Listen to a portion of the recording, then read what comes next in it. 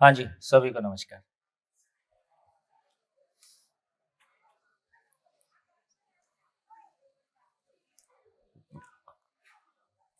बोलिए।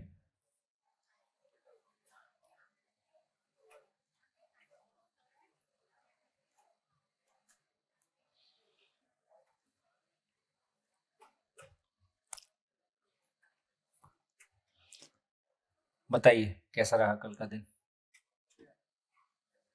कितने लोगों को भारी पड़ा?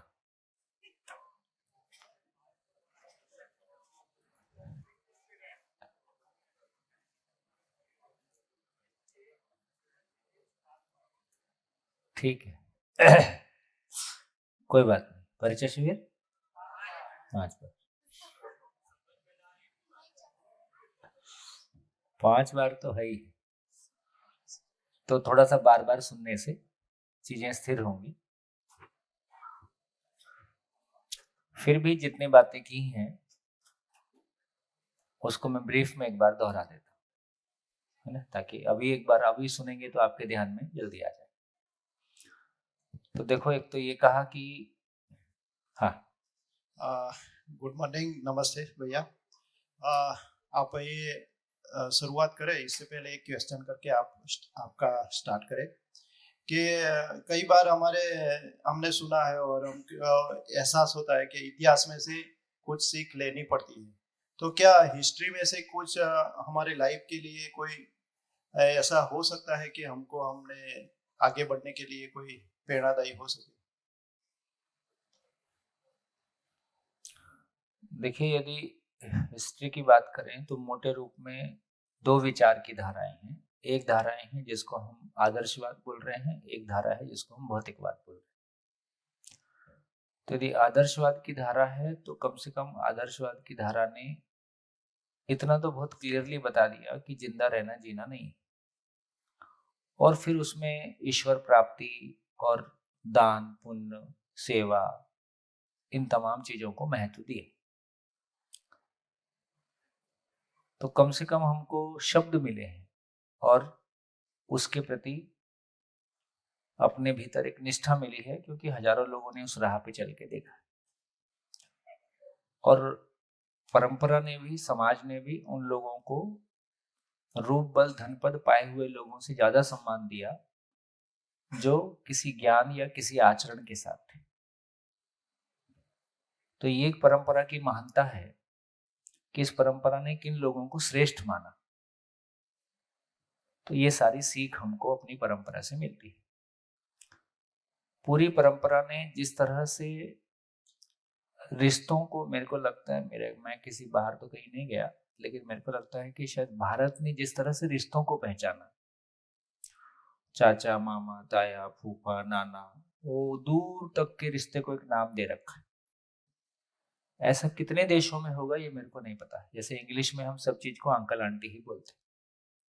इसका मतलब रिश्तों को जैसा हमने पहचाना, ऐसा बहुत सारे देशों ने नहीं पहचाना होगा। और जीवन के पर्पस को ईश्वर प्राप्ति और सेवा और तमाम चीजों से हमने जोड़ा, और प्रकृति को पूजने का काम, प्रकृति को संरक्षित करने का काम भी परंपरा ने किया। तो ऐसा देखेंगे तो एक लंबी धारा है, और जिस धारा में हमको आयुर्वेद के रूप में और ज्योतिष के रूप में भी बहुत सारी ऐसी चीजें हैं जो परंपरा में कोई गहरा काम हुआ है, उस गहरे काम का मूल्यांकन हमारा नहीं है, इसलिए उसका बाजार भी बन जाता है, इसलिए उसका अवमूल्यन भी होता है। लेकिन इन सब विधाओं का जागृति के लिए सदुपयोग होने की बात है। तो ऐसा देखेंगे, और फाइनली ये अनुसंधान प्राप्त हुआ है। तो जो साधना विधियां बताई गई, उन साधना विधियों से चल के समाधि में ज्ञान होता है, ऐसा कहा गया। आदरणीय नागराज जी को समाधि के बाद उनके प्रश्नों का उत्तर नहीं मिला, तो उन्होंने इस बात को अलग से कहा कि समाधि में ज्ञान नहीं हुआ, समाधि में चित्तवृत्ति चुप हो जाता है, और भूतकाल की पीड़ा, वर्तमान से विरोध, भविष्य की चिंता नहीं रहती है ना, शरीर का सुख दुख आपको प्रभावित नहीं करता है। ये तमाम चीजें बताई, और समाधि के बाद संयम विधि से उनको ये अनुसंधान प्राप्त हुआ, और वहां से इसको शिक्षा परंपरा के रूप में उन्होंने प्रस्तावित किया। तो ऐसा देखेंगे तो एक लंबी धारा है और उस लंबी धारा से बहुत कुछ हमको सीखने को मिला है। उसके लिए सबका धन्यवाद। भौतिकवादी परंपरा की बात करेंगे तो कम से कम सभी में एक लॉजिकल सोचने का जो कॉन्फिडेंस आया और जो कम्युनिकेशन सिस्टम डेवलप हुआ, इंटरनेट और कम्युनिकेशन, तो तर्क पूर्वक सोचने की जीवन शैली और कम्युनिकेशन, इंटरनेट, ये आधुनिक विज्ञान की बड़ी देन है। इन दोनों का उपयोग जागृति के अर्थ में होना है। तो सार बात इतनी है कि जो कुछ भी परंपरा ने मेहनत किया है उसका जागृति के अर्थ में उपयोग कैसा होगा, क्योंकि अब जागृति प्रस्तावित हो गई। तो परिवार में रह के एक मानव शिक्षा पूर्वक अपनी जागृति की दिशा पा सकता है, परिवार में उसको प्रमाणित कर सकता है, व्यवस्था में प्रमाणित कर सकता है। इस अर्थ में जो कुछ भी स्किल और जो कुछ भी प्रेरणाएं परंपरा से उपलब्ध हैं उन सभी का सम्मान। तो आप बोले कि आदरणीय नागराज जी ने भी समाधि में अपने ज्ञान के लिए प्रयत्न किया। तो एक्चुअली समाधि का मीनिंग क्या होता है? कि समाधि का मीनिंग होता है बॉडीलेसनेस, टाइमलेसनेस, स्पेसलेसनेस, चित्तवृत्ति निरोध। तो आपका कल्पनाशीलता शून्य हो जाए। सारी कल्पनाशीलता के पीछे तीन ही चीजें रहती हैं। हमारा सारा जो विचार दौड़ता है उसके मूल में तीन चीजें रहती। मैं कुछ हूं, मुझको कुछ पाना है, उसके लिए कुछ करना है। मैं कुछ हूं, इसके लिए विचार दौड़ता है। मैं होशियार हूं, खराब हूं, सफल हूं, असफल हूं। मैं कुछ हूं, जो हूं इससे अधिक कुछ पाना है, उसके लिए कुछ करना है। सारे विचार की सीमा इतनी है। समाधि वो क्रिया है जहां तीनों को चुप कर देते हैं। मैं कुछ नहीं हूं, मुझको कुछ पाना नहीं, मुझको कुछ करना नहीं है। ये अपने में पूर्णतया स्वीकार हो जाने का नाम समाधि है। अब आपके पास सोचने के लिए क्या बचेगा? विचार का पूरा डब्बा ही बंद कर दिया। तो इसका मतलब है जिसको समाधि जिसको हम कह रहे हैं, और वो शरीर के प्रभाव से परे चला गया। अब शरीर का कोई प्रभाव उसको छुएगा नहीं। समाधि वो स्थिति है। लेकिन समाधि से क्या नहीं निकला? मानव का अध्ययन नहीं निकला, सार्वभौम मानवीय शिक्षा नहीं निकला, सार्वभौम मानवीय व्यवस्था नहीं निकला, सार्वभौम मानवीय संविधान नहीं निकला, इसलिए परिवार के जीने का स्वरूप नहीं निकला, इसलिए भयमुक्त समाज का स्वरूप नहीं निकला। ये पार्ट है जो समाधि से नहीं निकला। क्या निकला? और समाधि प्राप्त पुरुष को दूसरे को देने के लिए कुछ ज्यादा नहीं है, क्योंकि आपको भी समाधि पाना है तो जाओ उसी रास्ते से पाओ। आदरणीय नागराज जी स्वयं समाधि प्राप्त पुरुष थे। वो खुद कहते थे कि मेरे मार्गदर्शन में भी कोई समाधि के लिए प्रयास करेगा तो मैं नहीं कह सकता कि होगा कि नहीं होगा और कितने साल में होगा।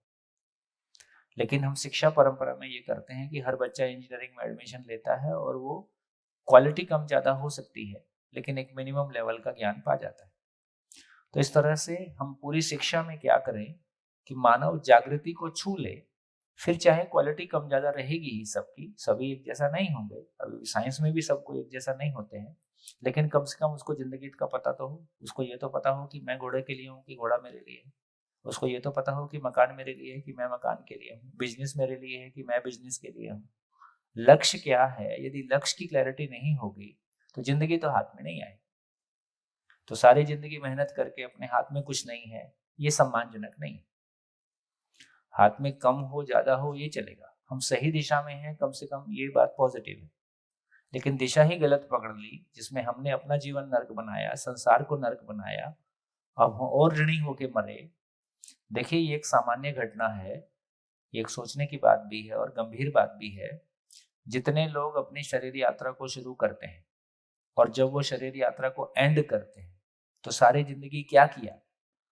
यदि स्वयं को शरीर मानते हुए बहुत तीव्रता के साथ में सामान से सम्मान की तलाश, सुविधा से सुख की तलाश में जिएगा तो दूसरों के साथ सही जिएगा कि अन्याय करेगा?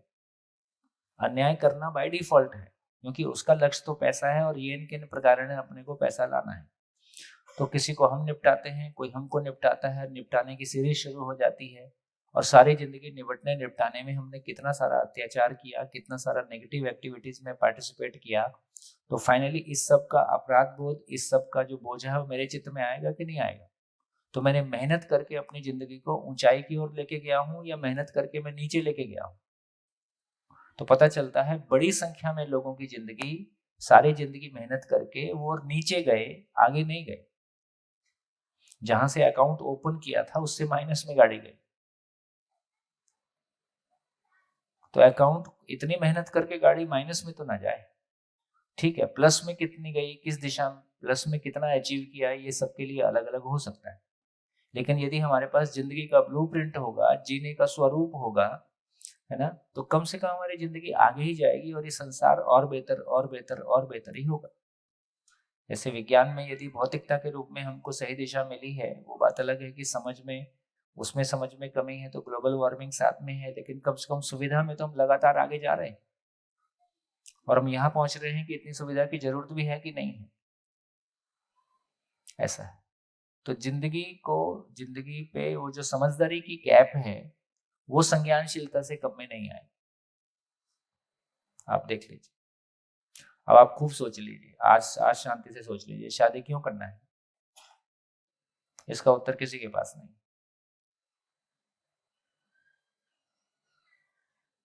तो ना हमारे पास शादी क्यों करना है इसका उत्तर है, ना बच्चे क्यों करना है इसका उत्तर है, ना क्यों जीना है उसका उत्तर है, ना क्यों मरना है इसका उत्तर है। ना मरने की तैयारी है, ना शादी की तैयारी है, ना बच्चे की तैयारी है, ना, है ना। और कितना कमाना है ये भी नहीं पता है। कम आया तो भी दिक्कत, जितना आया किसी से कंपेयर करके कम ही रहता है, तो हमेशा कम ही रहता है। ये पार्ट हमारे खाली। तो हमको ये दिख जाए कि क्या परंपरा से उपलब्धि हुई, उसका सम्मान कर सके, क्या गैप है उसको भी क्लियरली पहचान सके। इसलिए इस दर्शन को विकल्प कह रहे हैं। इसलिए इस प्लेनेट की यात्रा में अब तक की उपलब्धियां, अब तक की यात्रा एक तरफ, और यहाँ से एक दूसरी यात्रा शुरू होती है, जो हम जीने के स्वरूप की बात कर रहे हैं, जीने की यात्रा की बात कर रहे हैं। बढ़िया जी। हेलो। भ्रमित मानव के रूप में जो हमारी परंपरागत मान्यता है कि मैं ये करूंगा तो मुझे ये मिल जाएगा, मैं लाल कलर का शर्ट पहनूंगा तो मुझे अच्छा आज काम हो जाएगा, ये 10 क्रिया में वो चीज कहाँ पड़ी है? क्योंकि उसको में तो प्रिय हित लाभ भी नहीं है और न्याय धर्म सत्य नहीं, प्रिय हित लाभ ही है, अच्छा लगने की बात है। देखो, कलर कॉम्बिनेशन भी अपने आप में कोई चीज है ना। अब पूरे घर की दीवारें काली पोत दो, सब कैसा लगेगा, है ना। तो इसका मतलब है कि पूरी सृष्टि में देखें तो एक सामंजस्य है, शेप का, साइज का, वॉल्यूम का, वेट का, एज का, गुण का, धर्म का, सब चीज का एक संतुलन है। सब चीज व्यवस्था के अर्थ में है। तो कलर को व्यवस्था के अर्थ में पहचानने की बात है। तो मोस्टली आप सारी गाड़ियों के रंग देखेंगे तो कौन से रंग की गाड़ी सबसे ज्यादा है? तो व्हाइट कलर सबसे ज्यादा है। तो इससे हमारे ध्यान में आ जाता है कि व्हाइट कलर ऐसा है जो कि जनरल एक्सेप्टेंस सबके पास है। फिर किसी का स्पेशल भी हो ही सकता है। तो ऐसे देखेंगे तो नॉर्मली आप देखेंगे कि घर की दीवारें सब व्हाइट कलर में मिलेंगी, क्योंकि हमारी विजिबिलिटी बढ़ जाती है। तो इस रूप में किसी कलर का, हर कलर का अपना कोई महत्व परंपरा ने पहचाना है, उस रूप में कोई लेकिन मेरा लाल शर्ट पहनने से आज काम जिंदगी बन जाएगी, ऐसा तो नहीं होने वाला। हाँ, तो मैं वही बोलता हूँ, उसमें प्रिय हित लाभ भी नहीं है, खाली प्रिय हित लाभ ही है।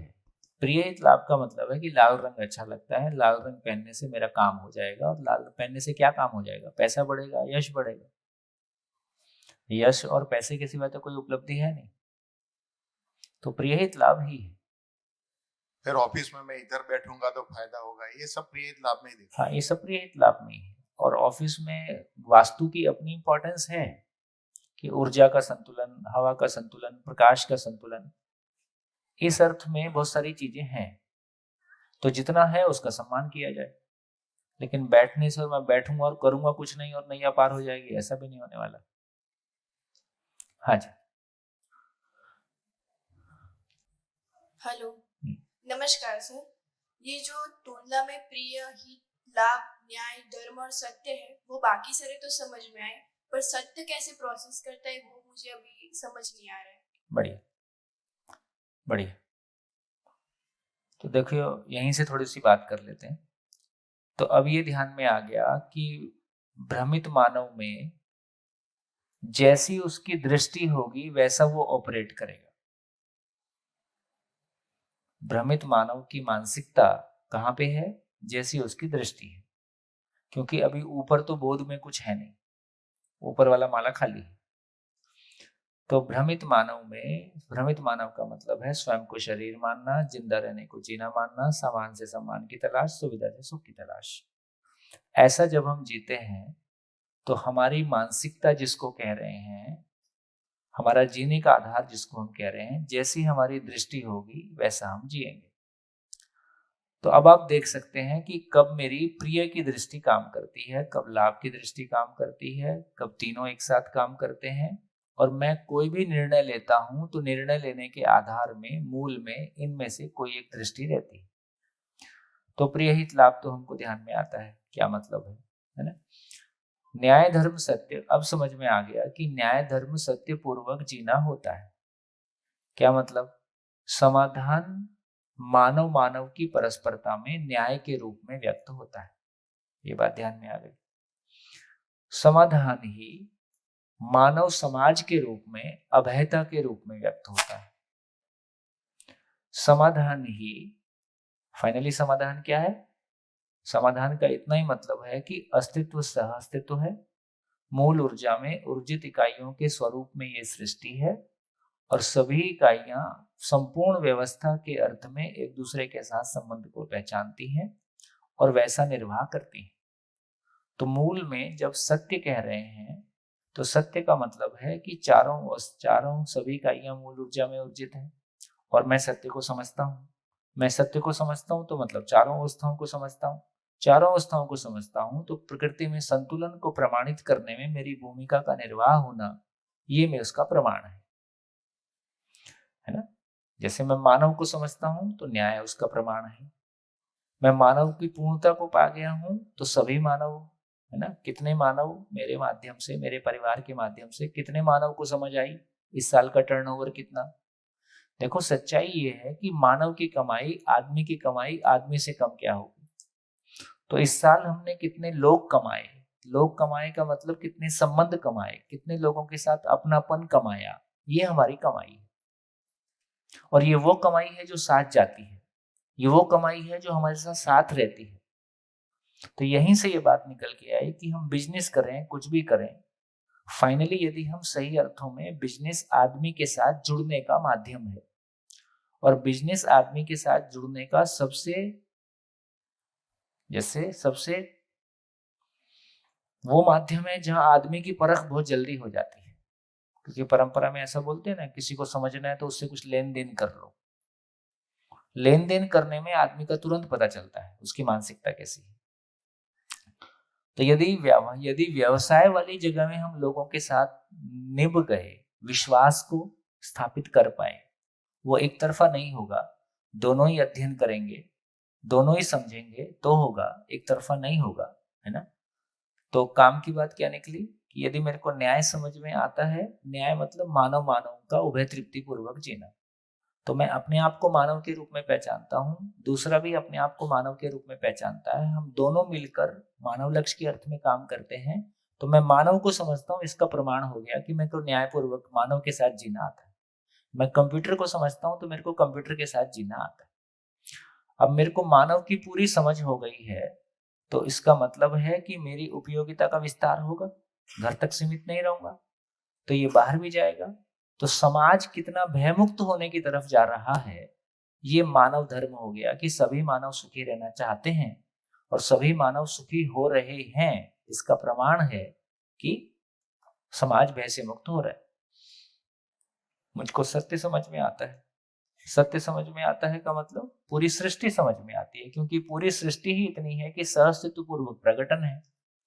तो मुझको पूरी सृष्टि समझ में आती है, सब कुछ समझ में आता है। इसका मतलब है कि चारों अवस्थाओं में संतुलन सुनिश्चित हो जाए, इस अर्थ में मेरी भागीदारी। तो इस तरह से न्याय धर्म सत्य के रूप में, समाधान न्याय धर्म सत्य के रूप में प्रमाणित होता है। कंफ्यूजन क्लियर हुआ? नहीं हुआ? चेहरे से नहीं दिख रहा है? नहीं हुआ? जैसे आप कोई एग्जांपल दे सकते हैं? मैं तो एग्जांपल ही दे रहा था। इसका फिर भी अभी नहीं हुआ? देखो मैंने सिंपल कहा, फिर से सुनो। कि मेरे को कंप्यूटर समझ में आता है, इसका प्रमाण क्या है? कंप्यूटर में कुछ भी प्रॉब्लम आएगी मैं फिक्स कर दूंगा, इसका मतलब है मेरे को कंप्यूटर आता है। तो मेरे को मानव समझ में आता है, इसका प्रमाण क्या है? तो मैं मानव के साथ जीता हूं, बिना किसी गिला शिकवा शिकायत के जीता हूं, इसका मतलब है कि मेरे को मानव समझ में आता है। तो ये मेरे पास समाधान है। समाधान का मतलब है कि मानव के बारे समझ है, प्रकृति के बारे समझ है। तो मेरे को मानव के बारे समझ है, समाधान है, समझण है। इसका प्रमाण है कि हम परिवार में शिकायत मुक्त, अभाव मुक्त जीते। हम मानव के साथ नहीं जी पा रहे हैं, इसका मतलब मेरी मानव होने की समझ नहीं है। ये बात भी ठीक है कि न्याय दो जागृत मानव के बीच में ही प्रमाणित होता है। एक समझदार है, दूसरा नासमझ है, इनके बीच में गिला शिकवा शिकायत कुछ ना कुछ रहेगा ही। इतना ही है कि झगड़ा नहीं करेंगे, पड़ोसी नहीं देखेंगे, लेकिन उभय तृप्ति नहीं होगा। तो ये समझ में आया कि यदि मुझ में समझण है तो वो मानव मानव के बीच में, समाधान के मानव मानव के बीच में न्याय के रूप में दिखाई देता है। ये प्रैक्टिकल एग्जांपल है। यदि मुझ में समझण है तो समाज में अभेदता के रूप में दिखाई देता है, बाकी सब लोग भी समझदार होने लगते हैं। ये भी प्रैक्टिकल एग्जांपल है।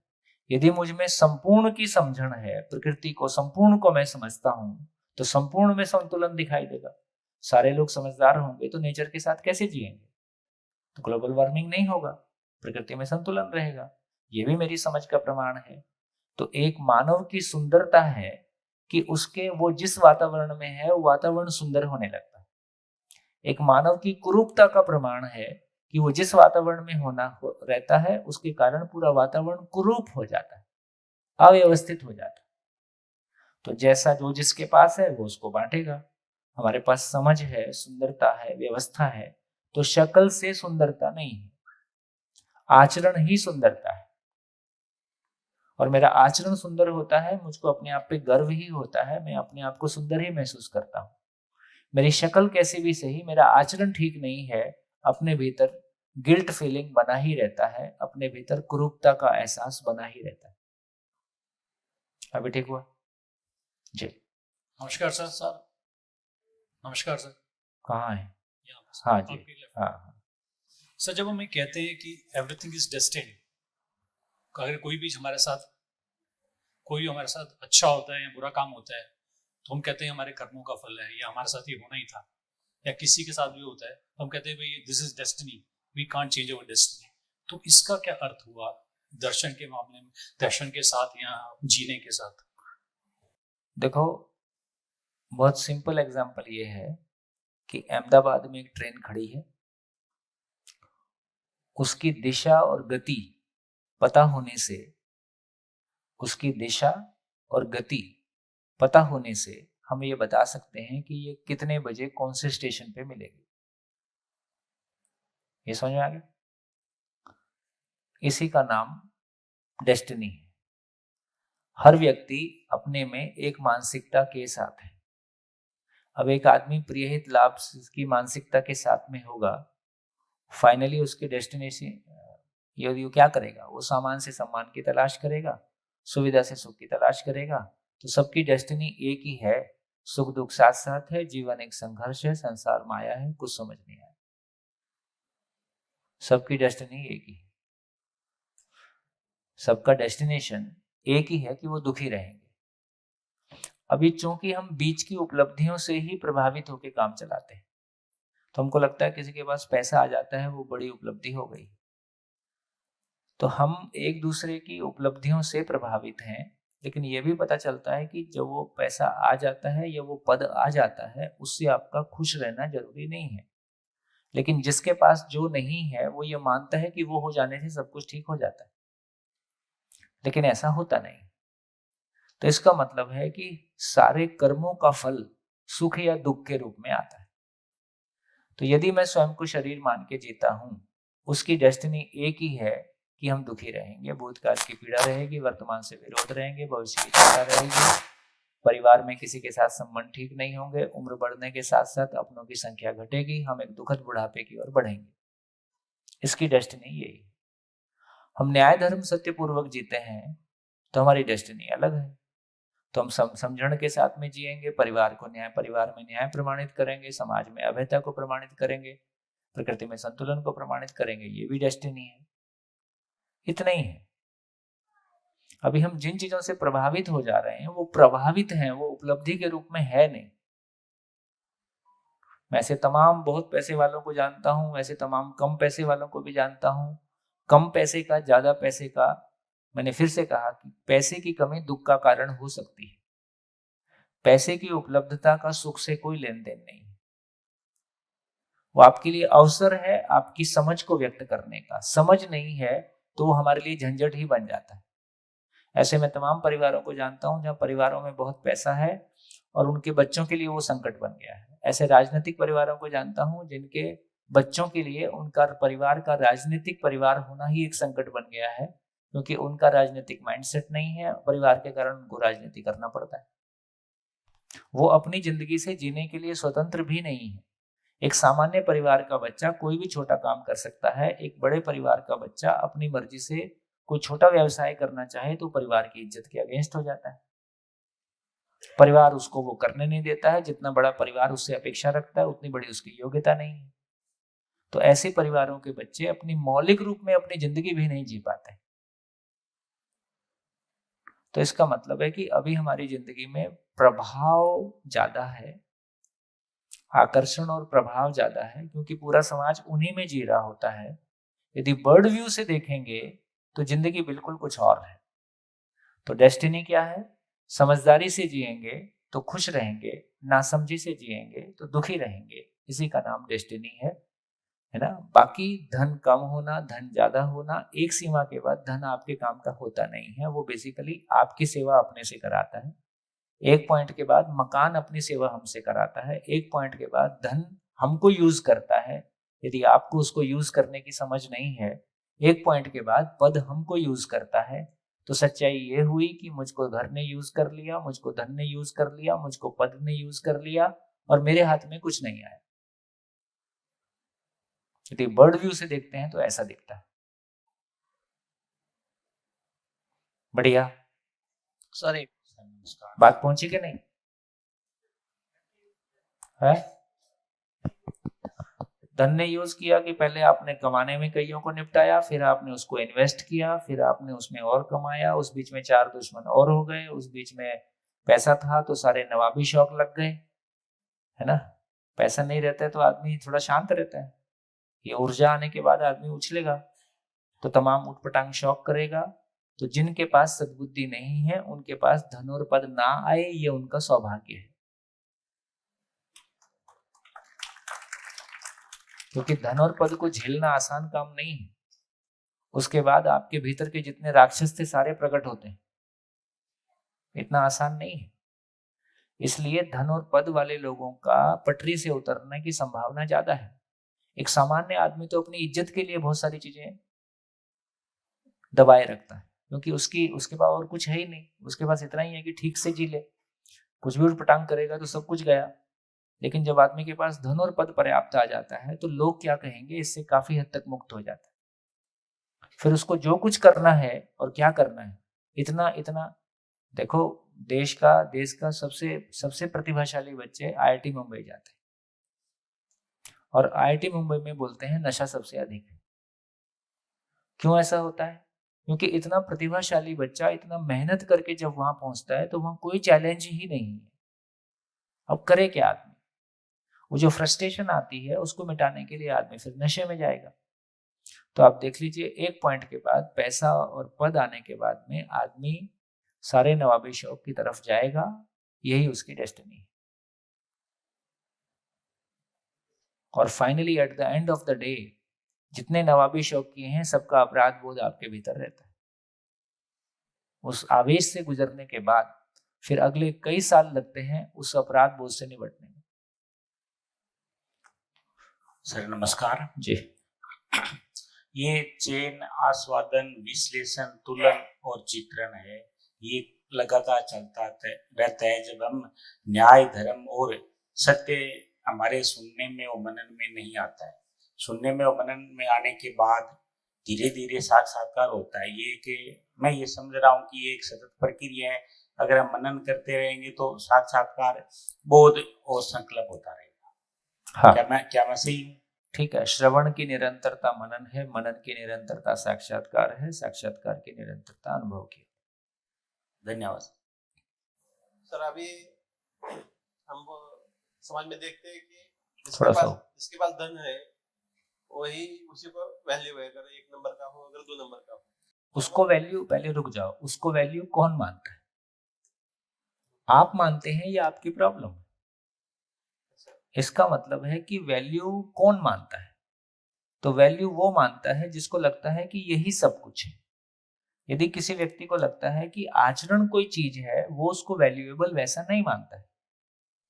इसका लेकिन ये भी एक पॉजिटिव बात है कि धन अपने आप में एक ताकत तो है, और किसी ने मेहनत करके उसको पाया है तो उसका सम्मान ही है, और उसने अपने लिए ही नहीं पाया है और भी हजारों लोगों के लिए दरवाजे खोल दिए। तो इसका मतलब है कि एक तो है कि मेरी पैसे वालों के प्रति प्रतिक्रिया है। ये जो साम्यवादी सोच है, इसमें थोड़ा सा हम रिएक्शन में आ जाते हैं। तो मेरे को लगता है कि कोई दिक्कत, इतना तो पक्का है कि जिन्होंने धन और पद पाया है वो सामान्य लोगों से ज्यादा क्षमतावान लोग हैं। अब वो इस क्षमता का सदुपयोग करेंगे तो और हजारों लोगों के लिए, कई सौ लोगों के लिए जीने के रास्ते खुलेंगे। वो खुद भी समझ न होने के कारण खुद भी अपने में और अपने परिवार में पीड़ित ही है। तो इसका मतलब है कि यदि, जो मैंने अभी कहा, कि यदि हमारी समझ बनेगी तो चाहे कम पैसे वाला है चाहे अधिक पैसे वाला है, हम पैसे और पद को बाजू में रख के व्यक्ति को देख पाएंगे, व्यक्ति को देख के उसका सम्मान ही करेंगे। कोई भी व्यक्ति है, चाहे भिखारी है चाहे महापुरुष है, वो मूल क्षमता के रूप में समान है। एक दिन हर भिखारी को महापुरुष ही बनना है, शरीर यात्रा कितनी भी लगे। तो ये समझ में आता है कि इसका मतलब है कि जिन लोगों के पास क्षमताएं थी, क्षमता मतलब विचार की क्षमता, इच्छा की क्षमता, विचार और इच्छा की क्षमता को यूज करके लोगों ने धन और पद पाए हैं। इसका मतलब उनके पास समझ आएगी, वो इस धन और पद का सदुपयोग करेंगे। सदुपयोग ही सुख है, दुरुपयोग ही दुख है। तो यदि मूल चीज जो है फाइनली समझ की बात है, और एक सामान्य आदमी है जो अपने लिए 2 वक्त की रोटी भी नहीं जुटा पाता है, उसकी तुलना में जो हजारों लोगों को 2 रोटी देने की व्यवस्था करता है, वो क्षमतावान हुआ कि नहीं हुआ? हुआ। जो रिस्क लेके स्ट्रक्चर क्रिएट करता है, अभी अधिकांश लोग क्या है, नौकरी, सामान्य नौकरी पेशा व्यक्ति में रिस्क लेने की ताकत नहीं होती। बिजनेस कम्युनिटी को हमेशा रिस्क ही लेना होता है, तो अपने रिस्क की कीमत भी उसको मिलती है। हम बोलते हैं कि जैसा कर्म वैसा फल, ऐसा बोलते हैं। हाँ। तो अभी समाज में भी देखा फिलहाल अभी 8-10 साल में कि अच्छे जो समाज में महाराज है, कुछ भी हो, उन्होंने भी आत्महत्या की है, और मतलब अच्छे कर्म ठीक है। इसका मतलब कोई तो ऐसे कर्म किए हैं, यदि उसको आत्महत्या करना पड़ा है तो अपराध बोध में जाना पड़ा है। तो हमको कर्म नहीं दिख रहे हैं, उसने कोई ऐसा कर्म किया है जो अच्छा नहीं है। सारे कर्म का एक ही फल है, समाधान और समस्या के रूप में, सुख और दुख के रूप में। तो मेरे को लगता है कि हम अपने कर्मों की जिम्मेदारी ले सकते हैं। कौन घर में, कौन दुनिया में क्या दिखता है और क्या कर्म करता है, ये हमको कैसे पता चलेगा? को और दिशा मिलती थी आगे। हाँ, तो ऐसा हो सकता है, इसमें कोई खास बात नहीं है कि एक लेवल तक आदमी, एक सामान्य आदमी है जो दारू पी के व्यभिचार करता है, उसकी तुलना में कोई साधु है जिससे हजारों लोगों को जिंदगी मिलती है, लेकिन अपनी जिंदगी के किसी मोड़ पे उससे भी कोई गलती हो सकती है, क्योंकि अभी वो पूर्ण नहीं है। इसको हम क्यों ना स्वीकारें, लेकिन वो फिर भी उस सामान्य व्यक्ति से तो बहुत ऊंची स्थिति में है। उस गलती, अच्छा, उसका गलती सबको ध्यान में आता है। सामान्य व्यक्ति रोज गलती करता है क्योंकि उसने ये घोषणा किया कि मैं गलती नहीं करूंगा, मैं समाज को दिशा दूंगा। तो समाज को दिशा देने वाला व्यक्ति गलती करेगा तो नेचुरल है उसकी गलती ज्यादा हाईलाइट होगी, है ना। लेकिन अभी वो पूर्ण नहीं है तो वो गलती कर ही सकता है। तो अनुभव के पहले तक व्यक्ति गलती कर सकता है।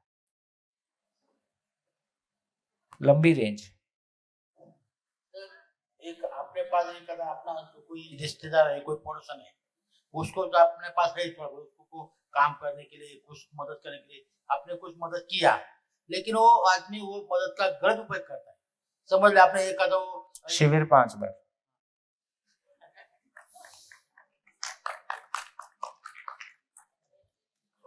हाँ जी।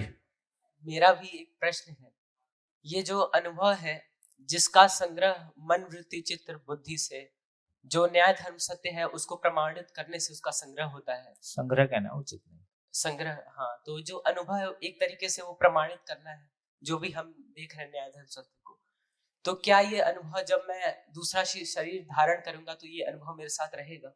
बना रहेगा। तो जो बच्चा है जिसके चित्रण में मात्र दूध पीना आया है तो वो हर चीज अपने मुंह के पास ही ले जाता है, तो उसके पास अनुभव है, ये कैसे पता चलेगा? कि समय के साथ साथ खुलेगा। जैसे बच्चा छोटा रहता है, बच्चा जैसे जैसे बड़ा होता है तो वो समाज से, परिवार से प्रभावित ही रहता है, लेकिन इस प्रभावित होने के बीच में भी उसकी अपनी भी कोई भी चीज पे स्टैंडिंग या कोई भी चीज पे उसकी अपनी प्रवृत्ति, उसकी अपनी तीव्रता समय के साथ साथ दिखाई देती। जैसे समाज में जितने लोग ये भ्रष्टाचार का विरोध करना, अव्यवस्था का विरोध करना, पेड़ लगाओ, पॉलिथीन बचाओ, ये सामान्य लोगों से हटके ही है। जो ऐसे किन्हीं भी कामों में अपनी जिंदगी लगाते हैं, इसका मतलब है कि वो रूटीन से हटके ही चल रहे हैं। तो कम से कम उनके ध्यान में इतना तो आ ही गया है कि बिल्कुल ये जिंदा रहने ही जीना नहीं है, कुछ और भी सोचना पड़ेगा, ये पर्याप्त नहीं है। सेवा, पवित्र भाव से सेवा में लगे लोग, व्यवस्था परिवर्तन में लगे लोग, किसी भी बुराई के विरोध में लगे हुए लोग, कम से कम ये उस जगह से आगे चले गए हैं जहां केवल हमने ये माना कि जिंदा रहना ही जीना है। हाँ, जीना क्या है अभी वो समझ में नहीं आया, लेकिन ये उससे आगे तो सोच रहे हैं। तो ये जो आगे सोच रहे हैं ये धीरे धीरे खुलता है। सर एक क्वेश्चन था। बोल दो। अपना नाम बताओ। आपने पहले अपना नाम बताओ। अदिति। कौन सी क्लास में? फिफ्थ में। अब बताओ। आपने पहले दिन कहा था कि कोई इंसान जानबूझ के गलती नहीं करता। मेरे पास एक खिलौना था, मैंने उसको ऐसी तरह से खेला कि वो खराब हो गया। मुझे पहले से पता था, तो भी मैंने किया। और उस दिन आपने मांगा था एग्जाम। तो क्यों किया? बताओ क्यों किया? तुम उसको खराब करके तोड़ के फेंक देना चाहती थी या उसको खोल के देखना चाहती थी? दो काम हो सकते हैं। या तो मैं उस खिलौने को तोड़ना ही चाहती हूँ, एक हो सकता है। दूसरा, मैं उसको खोल के देखना चाहती हूँ कि इसमें क्या क्या है। तुमने कौन सा वाला किया? खोल के देखना। बस। यदि तुम दूसरा वाला भी आंसर देती तो मैं क्या कहता? तो मैं कहता कि तुम तोड़ना क्यों चाहती हो, ताकि नया आ जाए। तो वो भी ठीक है, वो भी गलती नहीं है। सर बच्चे क्यों नहीं? बच्चे नहीं होते, शरीर बच्चा होता है, बच्चे तो बड़े ही होते हैं। हेलो सर, ये जीवन क्रिया जो है वो एक बार कोई उदाहरण के साथ में पूरा समझाया जाए ऐसा। कहाँ से बोला? इधर कैमरे के पास। अच्छा, हाँ ठीक है। हाँ बेटा जी। सर जरा उभय तृप्ति के बारे में ऊंडाण से समझना है कि वो उभय तृप्ति। उभय का मतलब दोनों का तृप्त रहना।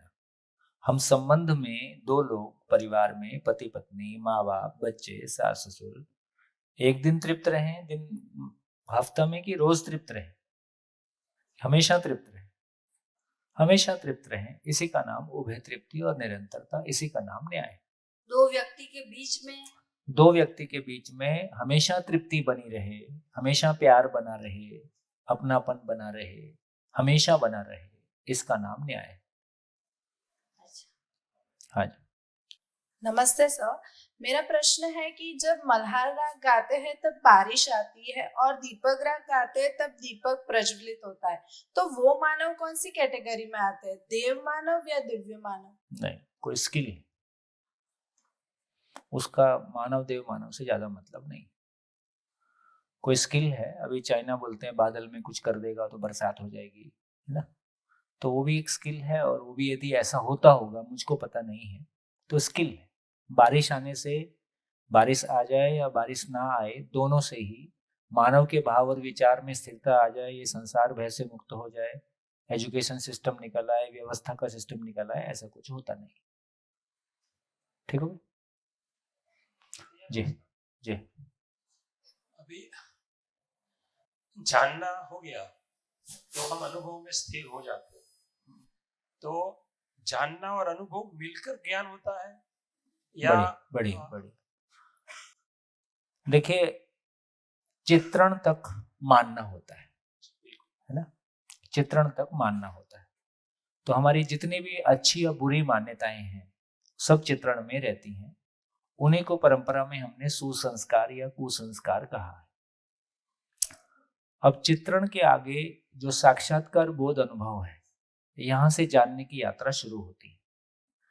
जो कुछ भी साक्षात्कार में हम वास्तविकता को अस्तित्व में पहचानते हैं साक्षात्कार के द्वारा, वो बोध में स्थिर होता जाता है। तो बोध में अवधारणा जैसा अस्तित्व है, कैसा है? सहअस्तित्व है। तो सहअस्तित्व की अवधारणा बोध में बनता जाता है क्रमशः। इसको जानना कह रहे हैं। बोध में जो हो रहा है इसको जानना कह रहे हैं। तो इसका मतलब यह हुआ कि बोध में जो जानना हुआ उसके आधार पे जो चित्रण में मानना हुआ, तो बोध को बोला जानने मानने का संतुलन बिंदु है। यहां जानने और मानने के बीच में संतुलन आ गया। ये बात पहुंची? यदि चित्रण के लेवल तक देखते हैं, देखिए इनका क्वेश्चन बहुत बढ़िया है और इसमें काफी कुछ खुल रहा है। तो क्या समझ में आया? चित्रण तक केवल मानने की क्रिया होती है ना। और अच्छा मानना या बुरा मानना, खराब मान्यताएं या अच्छी मान्यताएं, सब चित्रण का खेल है। इसलिए जितने लोग लैंडमार्क फोरम वगैरह जो कुछ भी कर रहे हैं, करते हैं हम, वो सारा चित्रण की खेल है। Life is empty and meaningful, तो उसको कुल मिलाकर खाली है, उसमें जो डाल दोगे आप डाल सकते हो, ऐसा वो कह रहे हैं। तो बेसिकली वो चित्रण को एड्रेस कर रहे हैं। अब चित्रण में मानने में संतुलन नहीं है। चित्रण के लेवल पे परिभाषा है कल्पनाशीलता की परिभाषा, आशा विचार इच्छा की अनिश्चित गति ही कल्पनाशीलता है। जब तक हम चित्रण के लेवल तक रहते हैं तो हमारी आशा विचार इच्छा में, हमारी कल्पनाशीलता में निश्चितता नहीं है, उसमें कोई लक्ष्य नहीं है, दिशा नहीं है। वो जिंदगी कॉपी पेस्ट चल रही है, किसी से भी प्रभावित हो गए उस दिशा में चल रही है। इसलिए कल्पनाशीलता की अस्पष्ट गति का नाम, कल्पनाशीलता की अस्पष्ट गति, इसको बोल रहे हैं मानना के लेवल तक। साक्षात्कार बोध अनुभव, ये साक्षात्कार से जानना की शुरुआत हुई। साक्षात्कार में ताकत है कि अस्तित्व में न्याय धर्म सत्य जैसा है, अस्तित्व में सच्चाई जैसी है, उसको वैसा साक्षात्कार में हम पहचान पाए। जो भी साक्षात्कार में पहचाना वो बुद्धि में स्टोर हो गया। साक्षात्कार क्रमशः घटना है, इसलिए बोध में अवधारणा का बनना भी क्रमशः घटना है। धीरे धीरे अवधारणा बनती जाती है। अवधारणा का मतलब अस्तित्व जैसा है वो मेरे भीतर आ रहा है, उसकी समझ मेरे पास आ रही है। और ये जानना कंप्लीट हुआ, ये जानने की जो दुनिया है, जितना जानना हो गया उसके आधार पर जो मानना होता है वो संतुलित हो जाता है। इसलिए जानने मानने का संतुलन बिंदु का नाम बोध है। बोध पूरा हो गया, अवधारणा पूरी हो गई, तब बुद्धि तृप्त हो गई। तृप्त बुद्धि तत्काल आत्मा को पहचानती है। आत्मा तत्काल मूल ऊर्जा को पहचानता है। तो यहाँ ये हुआ कि बेसिकली इसी को बुद्धि आत्मा को पहचानी तो ये आत्मबोध है। आत्मा ने ईश्वर को पहचाना तो ये सहअस्तित्वानुभूति है, ईश्वरानुभूति है। ये होने के बाद आत्मा जागृत हो गया, आत्मा ज्ञान से संपन्न हो गया। आत्मा में जो ज्ञान आया उसका वो प्रमाण के रूप में व्यक्त हुआ। प्रमाण का बुद्धि में वापस बोध हुआ और बुद्धि उस आनंद से नहा गई। तो जानने मानने का तृप्ति बिंदु अनुभव है। जानने के लेवल पे भी जानना हुआ है, वो जो तृप्ति का सागर है वो उपलब्ध नहीं हुआ है। आत्मा में अनुभव होने का मतलब है कि ईश्वर अनुभव काल में आनंद के रूप में, ये जो ईश्वर अनुभव काल में आनंद के रूप में है, इस आनंद की छाया में पूरा जीवन मन तक नहा जाता है और हमेशा नहाया ही रहता है, आनंद से भीगा ही रहता है। इसी को मन के लेवल पे सुख, वृत्ति के लेवल पे शांति, चित्त के लेवल पे संतोष और आत्मा के लेवल पे, बुद्धि के लेवल पे आनंद और आत्मा के लेवल पे परमानंद कहा है। तो ये जानना मानना का तृप्ति बिंदु है। बात पहुंची? पहुंची बिल्कुल। लेकिन अभी तक मैं ये समझ रहा था कि ये स्थित प्रज्ञा क्या की स्थिति है जहां पर हमारा जानना मानना समझ के साथ हो जाता है, और समझ के साथ हो जाने के बाद जो स्थिर बना रहता है हमारे में, उसके बाद हम किसी भी चीज को देखने का नजरिया जो है बदल देते हैं, या तो बदल जाता है अपने आप। और जब बदल जाता है तो हम सुख और दुख से ऊपर उठ जाते हैं, या तो उस स्थिति को इतना हम शरीर और एक्चुअली जब हम सुख दुख से ऊपर उठना बोलते हैं ना, तो वहां ये बोल रहे हैं कि शरीर के सुख दुख से प्रभावित नहीं होते हैं। तो सुख दुख फाइनली मैं मोक्ष भी क्यों चाहता हूँ? सुख दुख से बाहर, तो फाइनली मोक्ष अपने आप में एक आनंद की स्थिति है। तो यदि मैं सुख दुख के चक्कर से, सुख दुख का चक्कर मतलब शरीर वाले सुख दुख का चक्कर, मैं किसी बड़े सुख को पाना चाहता हूं जो इस चक्कर से मुक्त हो, इस चक्कर से मैं अप्रभावित रहूं, तो वो उस स्थिति की बात कर रहे हैं। तो बेसिकली जो हम स्थित प्रज्ञा को अभी लाना चाहते हैं, तो मतलब स्थित प्रज्ञा एक कोई शब्दावली है जो परंपरा में इस्तेमाल हुई। परंपरा में सारी चीजें समाधि तक पहुंची हैं, ज्ञान तक पहुंचना, जिसको यहाँ ज्ञान कह रहे हैं। ज्ञान क्या है? सार्वभौम मानवीय आचरण, सार्वभौम मानवीय शिक्षा, सार्वभौम मानवीय व्यवस्था, सार्वभौम मानवीय संविधान। इस अर्थ में जब ज्ञान की बात कर रहे हैं, ज्ञान शब्द पहले भी यूज हुआ है, ज्ञान शब्द अभी भी यूज हुआ है, शब्द तो वही सारे पुराने हैं, लेकिन शब्द इस दर्शन में किस शब्द का क्या मतलब है, एक बार इसको पूरा समझने की कोशिश की जाए, फिर परंपरा के साथ में मैच करें। बढ़िया सर। अभी मेरे को लगता है दो यात्रा एक साथ चल रही है। स्थित प्रज्ञा मीनिंग क्या होता है? स्थित प्रज्ञा, स्थित प्रज्ञा का देखो, बहुत यदि क्लियरली जाके टेक्निकली देखेंगे तो जहां स्थित प्रज्ञा कहा गया है वहां जाके उसको समझना पड़ेगा। हम अपने अनुसार उसकी व्याख्या कर दें, ये अलग बात है। तो स्थित प्रज्ञा जिस स्थिति को कहा गया है उसको समझना पड़ेगा। तो मेरा भी कभी मैंने जाके उस सेंस में देखा होगा, ऐसा मेरे ध्यान में नहीं, तो मैं उस बारे में कुछ ना कहूँ तो ठीक है। भैया नमस्कार। भैया हाँ, अभी जो डिस्कशन हुआ आपका जानना मानना, तो चित्रण तक आपने बोला जानना है, 4.5 जानना ही है। 4.5 मानना ही है, मानना ही है, 4.5 मानना ही है। इसलिए पशु और मानव दोनों में मानने की क्रिया हो रही है। पशु के पास कल्पनाशीलता नहीं है, इसलिए पशु के मानने में वैरायटी नहीं है, मानव के मानने में वैरायटी है, इतना ही अंतर। उसी वैरायटी की वजह से इस शिविर में आने से पहले मैं कुछ मानता था, हाँ, इसको सुनने के बाद मैं कुछ मानूंगा। हाँ, अभी भी कुछ मानते ही हैं। अभी भी जो आप सुन रहे हैं वो 4.5 में ही है। तो पहले आपका 4.5 ही रिस्ट्रक्चर होना है। तो पहला काम क्या होना है? पहला काम ये होना है कि पायरेटेड इन्फेक्टेड सॉफ्टवेयर के स्थान पर यूनिवर्सल एग्जिस्टेंशियल सॉफ्टवेयर डाउनलोड होना है। इसका नाम श्रवण है ना। फिर वो सिस्टम ऑपरेशन में आना है। ऑपरेशन में आने की पूर्व तैयारी का नाम मनन है। मनन का मतलब है कि अब मेरी तीव्र इच्छा हो गई है कि इसको ऑपरेशन में ले आना है। हार्ड डिस्क में इंस्टॉल करना एक बात है और फाइनली ऑपरेशन में ले आना दूसरी बात है। तो पहला काम श्रवण, श्रवण के बाद मनन का मतलब ऐसा ही जीना है।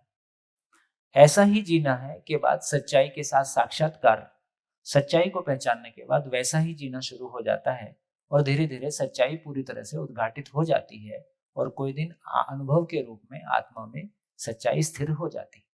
अनुभव के पहले स्थिरता नहीं है। अनुभव बहुत बड़ा शब्द है, हम बोलचाल की भाषा में उसको बहुत सस्ते में यूज कर लेते हैं। तो एक्सपीरियंस जिसको बोलते हैं वो ज्यादा सटीक शब्द है। एक्सपीरियंस जो हम रोजमर्रा की जिंदगी में खाने का, पीने का, इंद्रियों से जो हम सेंसेस लेते हैं, वो एक्सपीरियंस शब्द अच्छा लगता है। उसकी जगह में हिंदी में क्या शब्द यूज करेंगे वो अलग बात है। तो बड़े तौर पे अगर मैं बोलूं तो जैसे ये एनलाइटमेंट शब्द यूज होता है, हाँ, तो वो साक्षात्कार नहीं, वो अनुभव है। हाँ, अब वो परंपरा में जब एनलाइटमेंट शब्द यूज होता है उसके कई मीनिंग हो सकते हैं। किसी को प्रकाश दिखाई दे गया उसको एनलाइटमेंट बोला, किसी को देवी देवता के दर्शन हो गए उसको एनलाइटमेंट बोला। इसके 50 मीनिंग हो सकते हैं। मैं इस सेंस में पूछ रहा हूँ कि मुझे सृष्टि दिख गई तो वो साक्षात्कार के लेवल पे नहीं है, वो अनुभव के लेवल पे आएगा फाइनली। मैं ही मूल ऊर्जा के साथ जुड़ा हुआ हाँ, वो स्टेज। वो फाइनल। जी नमस्कार भैया जी। देखो पहले शिविर से इतना ही पता चला कि यार ऐसा भी दुनिया है, यार ऐसी भी बात हो सकती है, जिंदगी को ऐसे भी देखा जा सकता है। अब आगे शोध करने की बात है, आगे अपने आप को लगाएं। शिविर से समझना नहीं होता है, शिविर से इतने ही समझ में आता है कि बात समझने लायक है, बस आगे की यात्रा शुरू करें। हाँ, नमस्कार भैया। इधर नमस्कार भैया। एक चीज वो समझनी थी कि संकल्प जब पूजा करते हैं तब ब्राह्मीण वो संकल्प करवाते हैं, वो संकल्प है कि चित्रण के अंदर आता है? वो चित्रण के अंदर आता है। अभी हमारे सारे संकल्प चित्रण के अंदर के हैं। मैं मोमबत्ती पर हाथ रख के कसम खाता हूँ, और मैं तुम्हारी कसम खाता हूँ, और मैं देश की कसम खाता हूँ। ये सब जो कुछ भी है ना, ये सारे जो है अभी चित्रण के नीचे के 4.5 क्रिया के अंदर है। ये जो संकल्प है ये सहज संकल्प है। सहज संकल्प का मतलब फिर वो बना ही रहता है, वो कभी टूटता ही नहीं है। एक बार हो गया तो उसमें रिवर्स नहीं है, फिर वो हमेशा के लिए है। कोई बड़ी बात है, अभी तो हमने सॉरी बोला, आधे घंटे बाद फिर वही गलती किया, है ना, ये वो वाला संकल्प नहीं। हेलो सर, नमस्ते। नमस्ते। ऋतुम्बरा का मतलब नहीं समझ आया सर। ऋतुम्बरा का मतलब, ऋत मतलब होता है सत्य, तो सत्य से भरी हुई बुद्धि का नाम ऋतुम्बरा है ना। जो बोध है, जो बुद्धि है, बुद्धि में बोध होता है। बोध का मतलब है जो अस्तित्व जैसा है वैसा मेरे अवधारणा में आ गया है, वैसा मेरी समझ में आ गया है। तो समझ का नाम, उस समझ की अभिव्यक्ति, गति ऋतुम्बरा के रूप में, तो शुद्ध बुद्धि। भैया जी, ये जब मन हमारे वृत्ति चित्त उस तरफ उसके और आगे बढ़ते हैं तो हम आत्मा और परमात्मा में विलीन हो जाते हैं। ऐसे विलीन नहीं होते हैं, उसको समझते हैं। अच्छा, हाँ। तो ये मैं जो समझा, ये एक आइडियल कंडीशन ये सभी लोगों के द्वारा संभव ना भी हो सकता है। नहीं, सभी लोगों के लिए, सभी लोगों को पहुंचना वही है, इसमें निश्चितता है। लेकिन टाइम किसको कितना लगेगा ये बस नहीं कहा जा सकता। अच्छा, सभी लोगों को पहुंचना वही है। अच्छा, तो ये एक अगर आइडियल कंडीशन हो गया, क्या ये आइडियलिटी पॉसिबल है क्या? कि हम लोग जानते हैं रियल गैस, इसीलिए रियल गैस कह सकते हैं कि आइडियल गैस कंडीशन कभी अटेंड नहीं कर सकते हैं। तो ये रियल गैस से आइडियल गैस अगर कभी नहीं हो सकता है, तब क्या रियलिटी से हम आइडियलिटी पे कभी पहुंच सकते हैं? मैं समझा नहीं। मैं बोल रहा हूँ जो हमारे जो एक सच लोग जानते हैं, जो हम रियल गैस कंडीशन है, पर आइडियल गैस करके कोई कुछ होता नहीं। अभी मैं इसको ऐसा समझ रहा हूँ कि कोई प्लेनेट ऐसा भी हो सकता है जहां सभी बड़े लोग समझदार हैं। ऐसा अपेक्षित है कि नहीं? अभी भी एक बच्चा किसी परिवार में पैदा होता है तो क्या अपेक्षा रखता है? उसके जो बड़े लोग हैं वो समझदार होंगे कि ना समझ होंगे? एक बच्चा आज भी भ्रमित परंपरा में जन्म लेने के बाद भी एक बच्चा तो यही मान के चलता है कि जो बड़े लोग हैं ये अपने आप में पूर्ण हैं। लेकिन जैसे जैसे बड़ा होता है वो इनकी अपूर्णता को देखता है। इसलिए उम्र बढ़ने के साथ साथ बच्चों का टीचर्स और पेरेंट्स के प्रति सम्मान घटता है, क्योंकि बड़ा होता हुआ बच्चे को खुद को समझ आए ना आए, लेकिन वो अपने से बड़ों के अधूरेपन को नोटिस कर पाता है। और जैसे जैसे नोटिस करता है वैसे वैसे उनके प्रति उसका सम्मान घट जाता है। और जैसे जैसे उसका सम्मान घटता है वो मनमानी पे उतर आता है, क्योंकि अब उसको लगता है इनकी तो मान के कोई फायदा है नहीं, इसमें कोई दम दिख नहीं रहा है। तो इसका मतलब है कि एक बच्चा बचपन में माँ बाप को सब कुछ मानता है, लेकिन एक पॉइंट के आने के बाद वो मनमानी करता है। इसका एक ही मतलब है कि वो श्रेष्ठ नहीं है, ऐसा उसने पहचान लिया है, स्वीकार किया है। और इसमें कुछ गलत नहीं हो रहा है। अब समझ में आ गया। अब तक लगता था बच्चे गलत हैं, अब लगता है हम ही को कुछ सोचना पड़ेगा, है ना। हम जिंदा हैं कि जी रहे हैं, और बच्चों को उपदेश दे रहे हैं जीने का। कहाँ से होगा? वो तो गैप दिखाई देता है। इसका मतलब क्या ये संभव नहीं है कि कोई परंपरा, कोई प्लेनेट ऐसा भी हो जहां सभी बड़े लोग समझदार हों? ऐसी ऐसी अपेक्षा गलत है क्या? इस प्लेनेट पे ये स्थिति, अच्छा इस प्लेनेट पे भी देखें, 50 साल पहले आदमी को दास बनाने की प्रथा थी, और 100-200 साल पहले कुछ और भी खामियां रही होंगी, मान लो और भी झंझट समाज में रहे, धर्म और जाति के झंझट रहे। आज की डेट में इस प्लेनेट पे मानव मानव में जितनी समानता है, स्त्री पुरुष में जितनी समानता है, क्या वो आज के पहले कभी रही होगी? तो हम आगे ही बढ़ रहे हैं इस ढंग से देखेंगे तो। यदि आज की डेट में एक रिक्शे वाले के वोट की कीमत, जिसको हम सबसे छोटा या सबसे कमजोर मानते हैं, और राष्ट्रपति के वोट की कीमत समान है, तो कम से कम सैद्धांतिक रूप से तो हमने स्वीकारा कि मानव समान है। ये भी कम बात है क्या? तो इसका मतलब है कि हम क्रमशः आगे बढ़ेंगे ही, और एक दिन ऐसा आएगा ही इसी प्लेनेट पे, हो सकता है उसको 500 साल लगे, 1000 साल लगे, जब सभी बड़े लोग समझदार ही होंगे और इस प्लेनेट पे पैदा होने वाले सभी बच्चों को जागृति का अवसर ही होगा। तब ये प्लेनेट मृत्यु लोक नहीं कहलाएगा, तब ये प्लेनेट जागृति लोक ही कहलाएगा। Thank you. तो हम सब अपनी किस्मत को लेके चिंतित हैं। मेरे को लगता है कि इस अनुसंधान के माध्यम से अपनी ही नहीं, इस धरती की किस्मत बदलने का मौका है।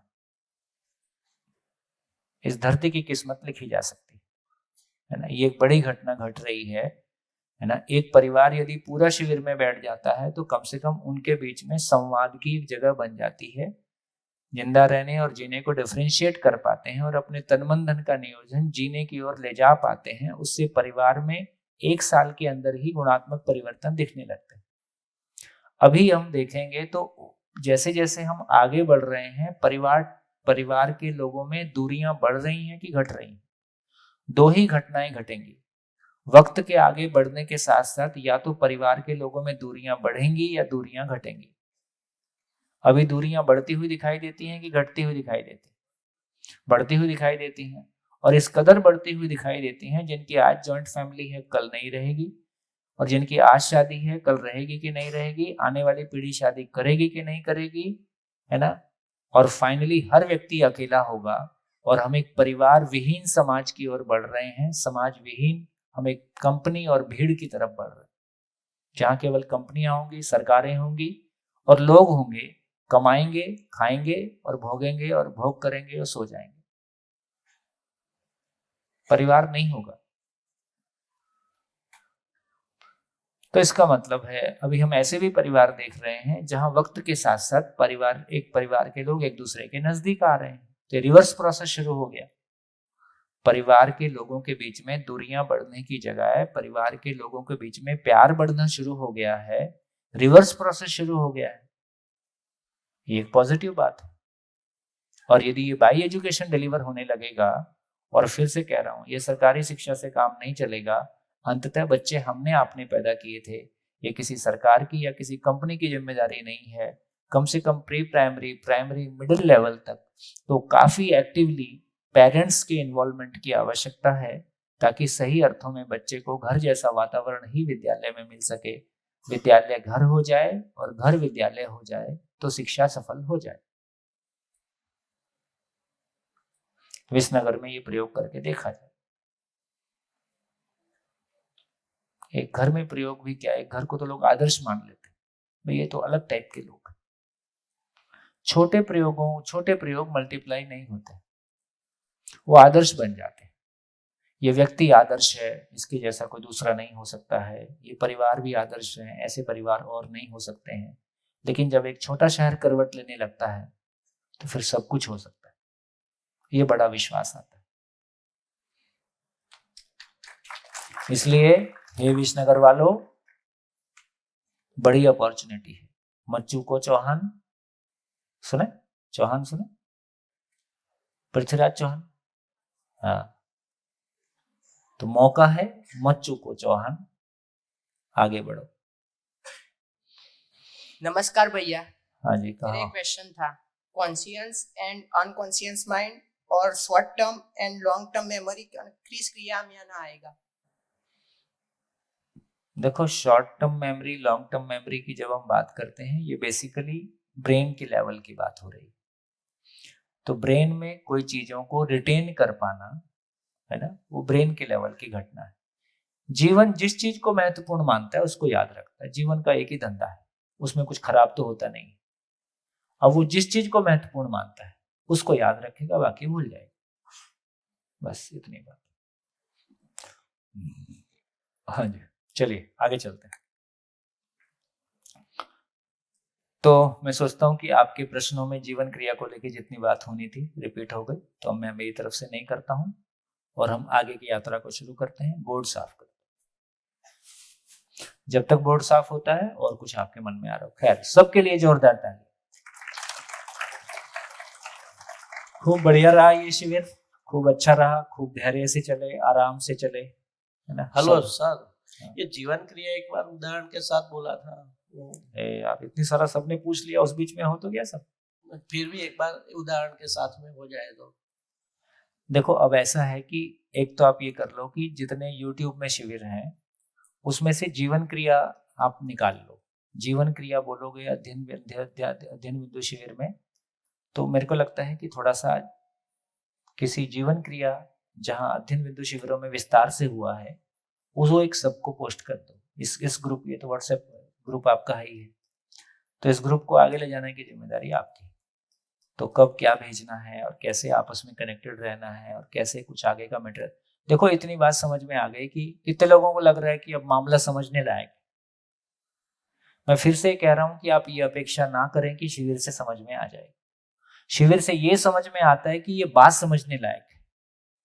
इतना बात हो गया तो काम पूरा हो गया। अब बात समझने लायक है, उसके लिए अपना तन मन धन कैसे लगाना है, और किसी भी जगह में कोई पैसे की व्यवस्था नहीं है कि यहां आपसे पैसा लेने की कोशिश। किसी भी जगह में सारी बुक्स इंटरनेट पे फ्री ऑफ कॉस्ट रखी हैं, आप फ्री ऑफ कॉस्ट डाउनलोड कर सकते हैं, हार्ड कॉपी मंगाना चाहे मंगा सकते हैं। तो किसी भी जगह में धंधा नहीं खोला गया है, ताकि आप, अभी आदमी का मन काफी शंका में रहता है कि हर जगह कोई धंधा होगा, लास्ट में कुछ तो बेचेंगे। हाँ, तो यह कोई आपके मन में किसी तरह की चीज ना आए, बहुत प्योरिटी के साथ चलने वाली कोई चीज है। तो मेरे को लगता है कि अब आगे जिम्मेदारी आपकी है कि अपनी जिंदगी का, अपने परिवार के लिए खुशियों के दरवाजे हम कैसे खोलें, उसके लिए हम कैसे चलें। नमस्कार भैया। हाँ जी। न्यायपूर्वक जीना, धर्मपूर्वक जीना और सत्यपूर्वक जीना। कुछ कुछ बातें लिखी, जैसे न्यायपूर्वक जीना परिवार में आपने बताया, धर्मपूर्वक समाज में, सत्यपूर्वक सारी चारों अवस्था में, न्यायपूर्वक में आपने एक शब्द बताया,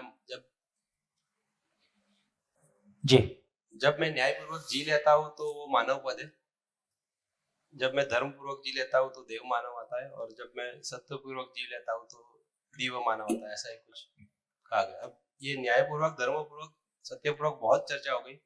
एक संक्षिप्त में एक एक लाइन आप बोले तो लिख लेंगे, एक एक लाइन। न्यायपूर्वक, धर्मपूर्वक और सत्यपूर्वक। परिवार में समाधान समृद्धि को प्रमाणित करना न्यायपूर्वक जीना है।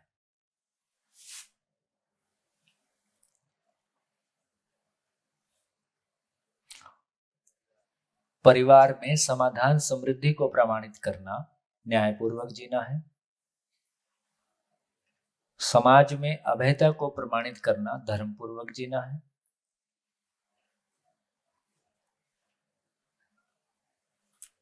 प्रकृति में चारों अवस्थाओं में संतुलन को प्रमाणित करना सत्यपूर्वक जीने का प्रमाण है।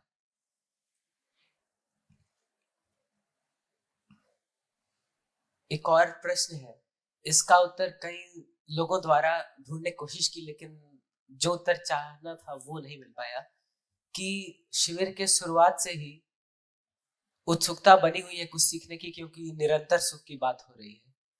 तो निरंतर सुख में ये जो सुख निरंतर है, ये सुख किसी खुशी से, किसी मुस्कुराहट से या किसी और से संबंधित है, या इस सुख की कोई और परिभाषा है?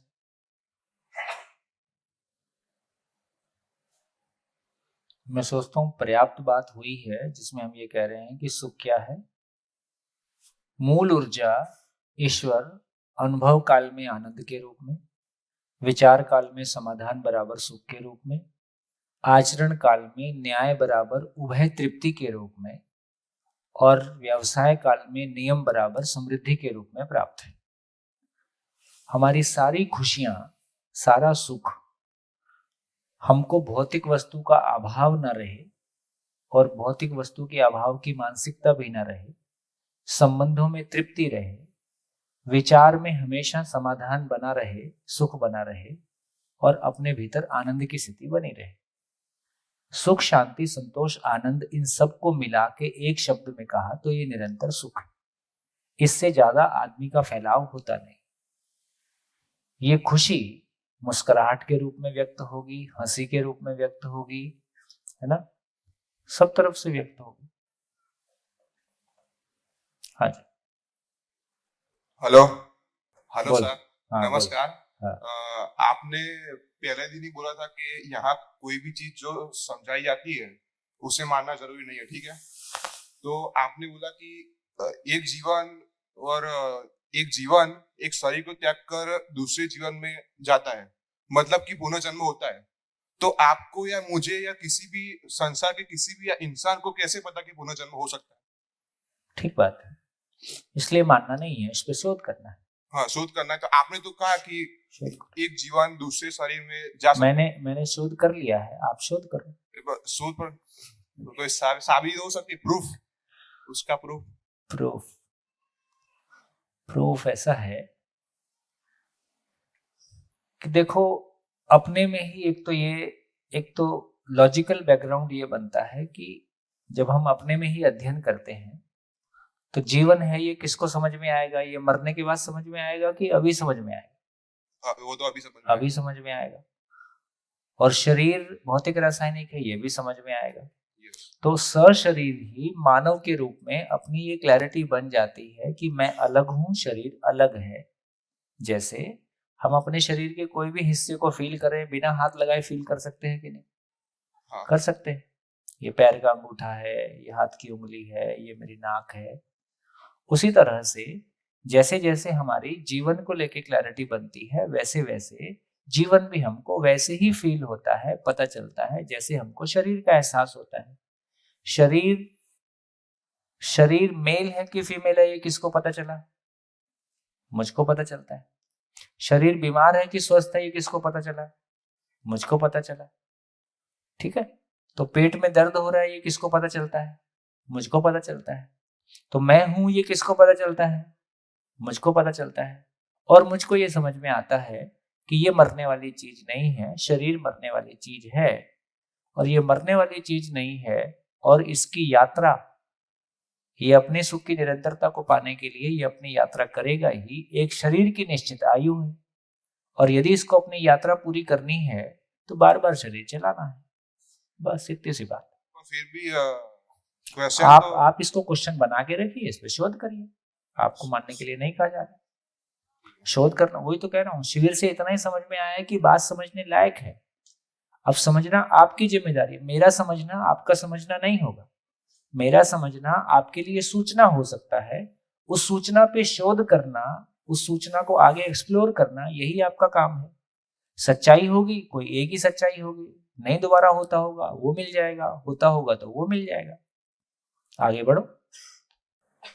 नमस्कार भैया। अभी न्यायपूर्वक और धर्मपूर्वक और सत्यपूर्वक को ऐसे अगर मैं जोड़ पाऊँ आगे से, तो पूरा शिविर का एक ही मतलब चल रहा है कि मानव लक्ष्य के लिए जीना। हाँ। तो मानव लक्ष्य में मैंने 4 चीजों को पहले से कंक्लूड किया कि मानव लक्ष्य में पहला मानव है, फिर परिवार है, बहुत बढ़िया, फिर समाज है और फिर प्रकृति है। बस इसके लिए मैं एक वर्ड बोलता हूँ कि मानव के लिए समाधान है, परिवार के लिए समृद्धि है, समाज के लिए भयमुक्त है और प्रकृति के लिए संतुलन। इतना ही, बहुत बढ़िया। ये जो कनेक्शन बैठ गया, ये कनेक्शन बैठने का नाम ही मनन की ओर जाना है। क्योंकि सारी बात मिला के हमको अभी लगता है कितनी फैली फैली सी बात है, फिर दिखने लगता है ये तो थोड़ी सी बात है। ये जितना अपने आप में वो सारी चीजें जुड़ती जाएंगी तो कुल मिला के हम कुछ भी बोले हमको सहअस्तित्व ही दिखाई देता है। तो ये धीरे से श्रवण और मनन के आगे। तो ये 4 जब मैं बोल रहा हूँ, और प्रकृति, तो नीचे के 3 के लिए आपने शब्द दिए कि न्याय धर्म सत्य। हाँ, तो न्याय और पहले के लिए समाधान। हाँ, वो समाधान ही वर्ड है। समाधान उस क्रिया में नहीं आया है, पर वो है, वो PHL और NDSL में नहीं है। बेसिकली जो भाषा ये है कि समाधान पूर्वक जीना होता है, जीना न्याय धर्म सत्य पूर्वक होता है। तो समाधान ही परिवार में समाधान समृद्धि के रूप में प्रमाणित हुआ, मुझ में समाधान ही समाज में अभयता के रूप में प्रमाणित हुआ, मुझ में समाधान ही प्रकृति में संतुलन पूर्वक जीने के अर्थ में प्रमाणित हुआ। मुझ में समाधान होने से क्या होगा? समाधान ही मल्टीप्लाई होगा ना। तो आज हमको कमाना खाना आता है तो सबको हमने कमाना खाना सिखाया है, उसके लिए कॉलेज में पढ़ते हैं, कोई ट्रेनिंग करते हैं। हमको बोलना आता है तो सबको हमने बोलना सिखा दिया, हमको भाषा आती है तो सबको भाषा सिखा दी, हमको जीना आएगा तो सबको जीना सिखा देंगे। सबको जीना आ जाएगा तो क्या होगा? सभी परिवार के लोग समझदार होंगे, परिवार में समृद्धि होगी, समाज भय से मुक्त होगा, प्रकृति में संतुलन होगा। इतना ही होगा। तो वही मानव लक्ष्य ही है, समाधान, समृद्धि, अभय, सहअस्तित्व, यही मानव लक्ष्य। बढ़िया बढ़िया, ऐसे ही आपस में कनेक्शन जुड़ता जाएगा। चलिए, खूब सारी बात हो गई, तो अभी आगे बढ़ते हैं। तो आज हम परिवार की चर्चा करेंगे। तो सारी चर्चा के बाद सार क्या निकला? तो हमने शुरू में चर्चा किया था कि संसार क्या है, मैं क्या हूं, करना क्या है। तो आज थोड़ी चर्चा करते हैं कि यदि ये सारी बात मुझको समझ में आएगी तो परिवार में व्यवस्था, बहुत सारी बातें समय समय पे परिवार के बारे होती रही, लेकिन आज थोड़ा सा उसको विधिवत कर लेते हैं।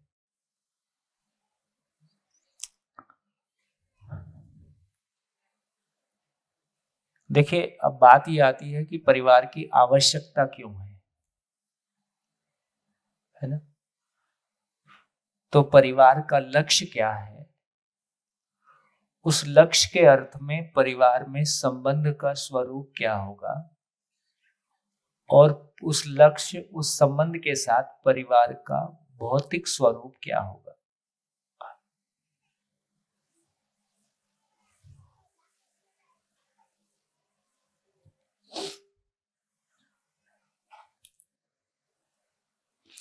अब बताइए क्या लगता है, शादी क्यों करना है? बोलो भाई। परिवार का मतलब शादी। तो आज 7वां दिन, तो 6 दिन की चर्चा के बाद क्या समझ में आया? शादी क्यों करना है? सुखी होने के लिए। ये देखो, सुखी होने के लिए।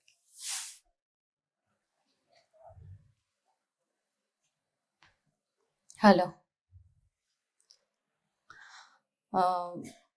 भैया, शिविर के द्वारा ये समझ में आया कि अस्तित्व ही सहअस्तित्व है। दो व्यक्ति एक दूसरे के साथ जो जुड़े, इसमें ऐसी भावना हो उनकी कि हमारा और हमारा जो परिवार बन रहा है, इससे आगे एक स्टेप सोचे कि समाज, शिक्षा और प्रकृति तक जाकर सब कुछ व्यवस्था में भागीदारी ऐसे बने कि जो ट्यूनिंग सृष्टि में जो आपने समझाया था ना कि गैलेक्सी और वगैरह में बैठा हुआ है, ऐसे ट्यूनिंग से अगर चले तो समाज, ये उसकी जो आगे बढ़ने की रूपरेखा है वो अच्छे से चलेगी। चलो, प्रकृति को समझते हैं, वहां से शादी निकालेंगे। हमारी शादी तो ठीक चल नहीं रही जैसी हमने सोची। तो ये देखिए, धरती को देखें, धरती को देखें तो धरती पर 4 अवस्थाएं, 4 अवस्था में से एक है जिसको हम कहते हैं पदार्थ अवस्था, दूसरा प्राण अवस्था, जीव अवस्था और ज्ञान अवस्था। ज्ञान अवस्था में मानव आता है। अब इसको देखें तो ये दिखाई देता है कि जैसी भी मिट्टी होती है उस पे पेड़ पौधे पैदा होते हैं, और ये पेड़ पौधे वापस मरने के बाद मिट्टी की उपजाऊ शक्ति को बढ़ा देते हैं। पशु पक्षी पेड़ पौधे खाते हैं और वापस मलमूत्र के रूप में धरती की उपजाऊ शक्ति बढ़ा देते हैं। उससे वापस पेड़ पौधे को भी पूरकता मिलती है। इस प्रकार सभी आपस में एक दूसरे के लिए उपयोगिता पूरकता के साथ में जी रहे हैं। यदि नेचर को देखें, सभी उपयोगिता पूरकता के साथ में जी रहे हैं। मानव के जिंदा रहने के लिए जो कुछ भी पदार्थ अवस्था से अपेक्षा है, जो कुछ भी मानव से अपेक्षा है, जो कुछ भी पशु से अपेक्षा है, सभी से उपलब्ध हुआ है, इसलिए हम जिंदा हैं। लेकिन मानव जैसा जिया है उसमें पदार्थ के साथ मानव जैसा जिया, पेड़ पौधे के साथ मानव जैसा जिया, पशु पक्षी के साथ जैसा मानव जिया, उसका एक नाम दिया ग्लोबल वार्मिंग।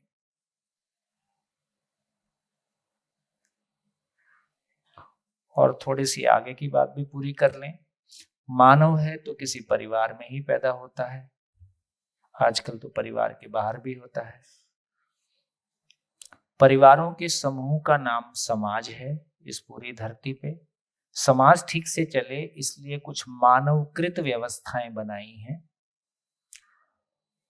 मानवकृत व्यवस्थाओं का मतलब है कि हमने एजुकेशन सिस्टम बनाया, हेल्थ सिस्टम बनाया, हमने धर्म बनाया, हमने डिफेंस रक्षा मंत्रालय खोला, हमने और क्या बोला, हमने बाजार बनाया।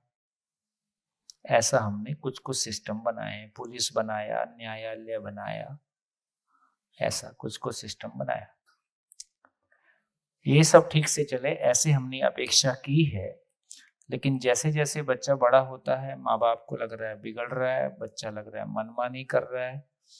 समाज से पूछो तो बच्चा कहता है मेरे लिए समाज ने किया ही क्या है। तो सभी जगह में ऊपर वाले में 3 क्वेश्चन मार्क, नीचे वाले में क्वेश्चन मार्क ही क्वेश्चन मार्क, सारा ही क्वेश्चन मार्क, एक बड़ा सा क्वेश्चन मार्क, और इसका रिजल्ट निकला FW। FW मतलब फैमिली वार्मिंग। तो संसार में 2 ही समस्या है, ग्लोबल वार्मिंग और फैमिली वार्मिंग। और फैमिली वार्मिंग पढ़े लिखे लोगों के कारण ज्यादा है कि अनपढ़ लोगों के कारण, विकसित देशों के कारण कि अविकसित देशों के कारण, को विकसित कहा जाए कि अविकसित कहा जाए, ये सारी बात है। तो अब ये समझ में आया कि मानव की एंट्री तो ऐसी है धरती पर जैसे विलेन की एंट्री होती है। तो मानव को देख के तो कोई व्यवस्था समझ में नहीं आएगी, इसलिए हम पदार्थ की ओर चलते हैं, नेचर की ओर चलते हैं। यदि पदार्थ को देखते हैं तो उसका आचरण भी निश्चित है, पेड़ पौधे को देखते हैं तो उसका आचरण भी निश्चित है, पशु पक्षी को देखते हैं तो उसका आचरण भी निश्चित है। पदार्थ के आचरण की निश्चितता मात्रा विधि से है।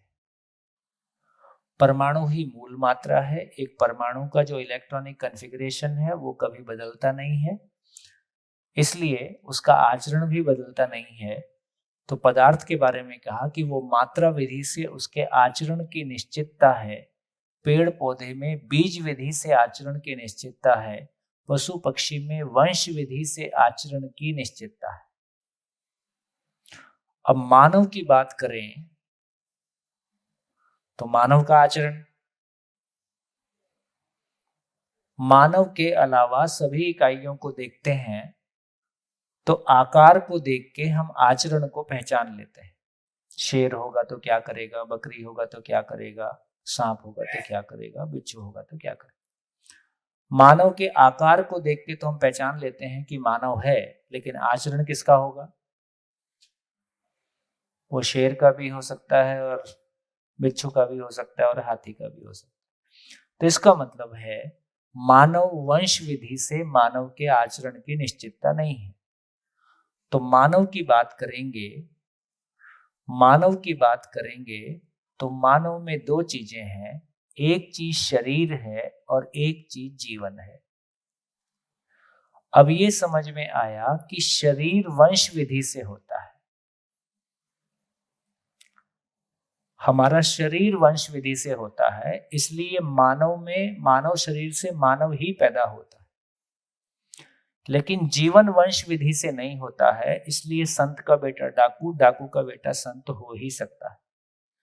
तो जीवन ज्ञान परंपरा से, जीवन संस्कार परंपरा से आगे चलता है। तो जीवन में संस्कार परंपरा है, जीवन ज्ञान परंपरा है। तो यहां समझ में आया कि बेसिकली वंश परंपरा, वंश बढ़ाने के लिए शादी करना, ये पशुओं तक खत्म हो गया। शादी करने को लेके जो महत्वपूर्ण बात यहां समझ में आती है वो ये कि यदि पदार्थ अपने अस्तित्व को बनाए रखता है तो मात्रा विधि से बनाए रखता है, उसको नष्ट नहीं किया जा सकता। यदि पेड़ पौधे अपने आचरण को बनाए रखते हैं तो एक पेड़ पौधा अपने जीवन काल में इतने बीज पैदा करता है कि उसकी परंपरा बनी रहती है। तो पेड़ पौधे बीज विधि से अपनी परंपरा को बनाए रखते हैं। पशु पक्षी अपने जीवन काल में इतने बच्चे पैदा करते हैं और उनके बच्चों का आचरण उनके जैसा ही होता है, तो वंश विधि से पशु भी अपने अस्तित्व को बनाए रखते हैं। तो इस पूरे अस्तित्व में हर इकाई अपने अस्तित्व को बनाए रखे हुए है। पदार्थ मात्रा विधि से अपने अस्तित्व को बनाए रखे हुए हैं, पेड़ पौधे बीज विधि से, पशु पक्षी वंश विधि से, मानव ने भी वंश विधि से अपनी परंपरा को बनाए रखने की कोशिश की है। अब तक यही किया है, बच्चे पैदा किए हैं, जिंदा रहने को जिए हैं, जिंदा रहने को जीना माना है। तो मानव ने जिंदा रहने को जीना माना है। इससे क्या ये सुनिश्चित हो रहा है कि मानव हमेशा धरती पे रहेगा? तो मानव में यदि ज्ञान नहीं है, समझ नहीं है, तो मानव ने ही, हमने अपनों से ही दुख पाया है और ये धरती भी रहने के लायक नहीं बचेगी, ऐसा हमने यहाँ तक पहुंचाया है। इससे पता चला कि मानव का शरीर वंश परंपरा है। मानव में शरीर की अभिव्यक्ति बहुत छोटी है, मानव में मूलतः जीवन की अभिव्यक्ति है। तो जब तक जीवन ज्ञान परंपरा को पूर्वक नहीं होगा, जब तक जीवन में एक ही मामला है, वो जैसा मानता है वैसा जीता है, जैसा मानता है वैसा जीता है। यदि मानने में भ्रम है, यदि मानने में भ्रम है तो जीने में भ्रम होगा। यदि मानना अस्तित्व सहज है, यदि मानना अस्तित्व के अकॉर्डिंग है, यदि मानना अस्तित्व सहज है, तो उसका जीना भी अस्तित्व सहज होगा, ये उसका जीना सही होगा। इसका मतलब क्या हुआ कि ज्ञान परंपरा से कम में मानव का अस्तित्व इस धरती पे नहीं रहेगा। ज्ञान परंपरा से कम में मानव सुखी नहीं होगा। तो मानव वंश परंपरा नहीं है, मानव का शरीर वंश परंपरा है। मानव में जीवन नाम की चीज है। माँ बाप के गुण जेनेटिकली बच्चों में नहीं, माँ बाप का आचरण जेनेटिकली बच्चों में नहीं आता है। ये क्लैरिटी हमारी बनी। दो माँ बाप से मिलके दो रसायन ही मिलते हैं। रसायन में आचरण नहीं होता है, आचरण जीवन में होता है। तो यहाँ ये समझ में आया कि बेसिकली एक बात समझ में आ गई कि यदि मानव परंपरा ज्ञान से संपन्न नहीं होगा तो हमने अपनों से दुख पाया है, अपनों को दुख दिया है, शरीर को दुख का कारण माना है, और इस दुख से मुक्ति के लिए हम परिवार छोड़ छोड़ के भागे हैं, है ना। तो परिवार में रह के भी सुखी नहीं हुए, परिवार से बाहर जाके भी सुखी हुए, ये भी अभी तक प्रमाण नहीं मिल रहा है। तो क्या समझ में आया शादी क्यों करना है?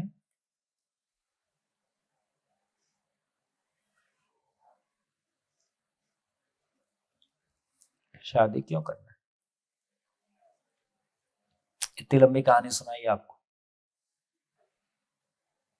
इससे क्या निकला? शादी क्यों करना है? शादी वंश बढ़ाने के लिए करना है? नहीं। हेलो, जीवन पाने के लिए करना है? जीवन पाने के लिए करना है कि जीवन देने के लिए करना है? समाधान को प्रमाणित करने के लिए। कहां से बोला? हाँ, गुड। तो समाधान को प्रमाणित करने का नाम, देखो पूरे अस्तित्व को देखेंगे तो पूरा अस्तित्व एक क्रिएशन है ना। क्या बोला? गॉड को गॉड की परिभाषा करते हैं ना, क्रिएटर, ऑपरेटर, है ना, डिस्ट्रॉयर। तो पता चला कि ये टर टर हटा दो, बाकी ठीक है। क्रिएटर नहीं है, क्रिएशन है। ऑपरेटर नहीं है, ऑपरेशन है। और डिस्ट्रॉयर नहीं है, इकाइयां परिवर्तनशील है, उसको हम डिस्ट्रॉयर बोलते। तो इससे ये समझ में आया कि पूरी प्रकृति को देखेंगे तो ये ध्यान में आ गया कि बेसिकली पूरी प्रकृति अपने आप में सृजन है, क्रिएशन है, और मानव इसकी सर्वश्रेष्ठ कृति है। तो सहज रूप में मानव उस क्रिएशन का सबसे सक्षम पार्ट है।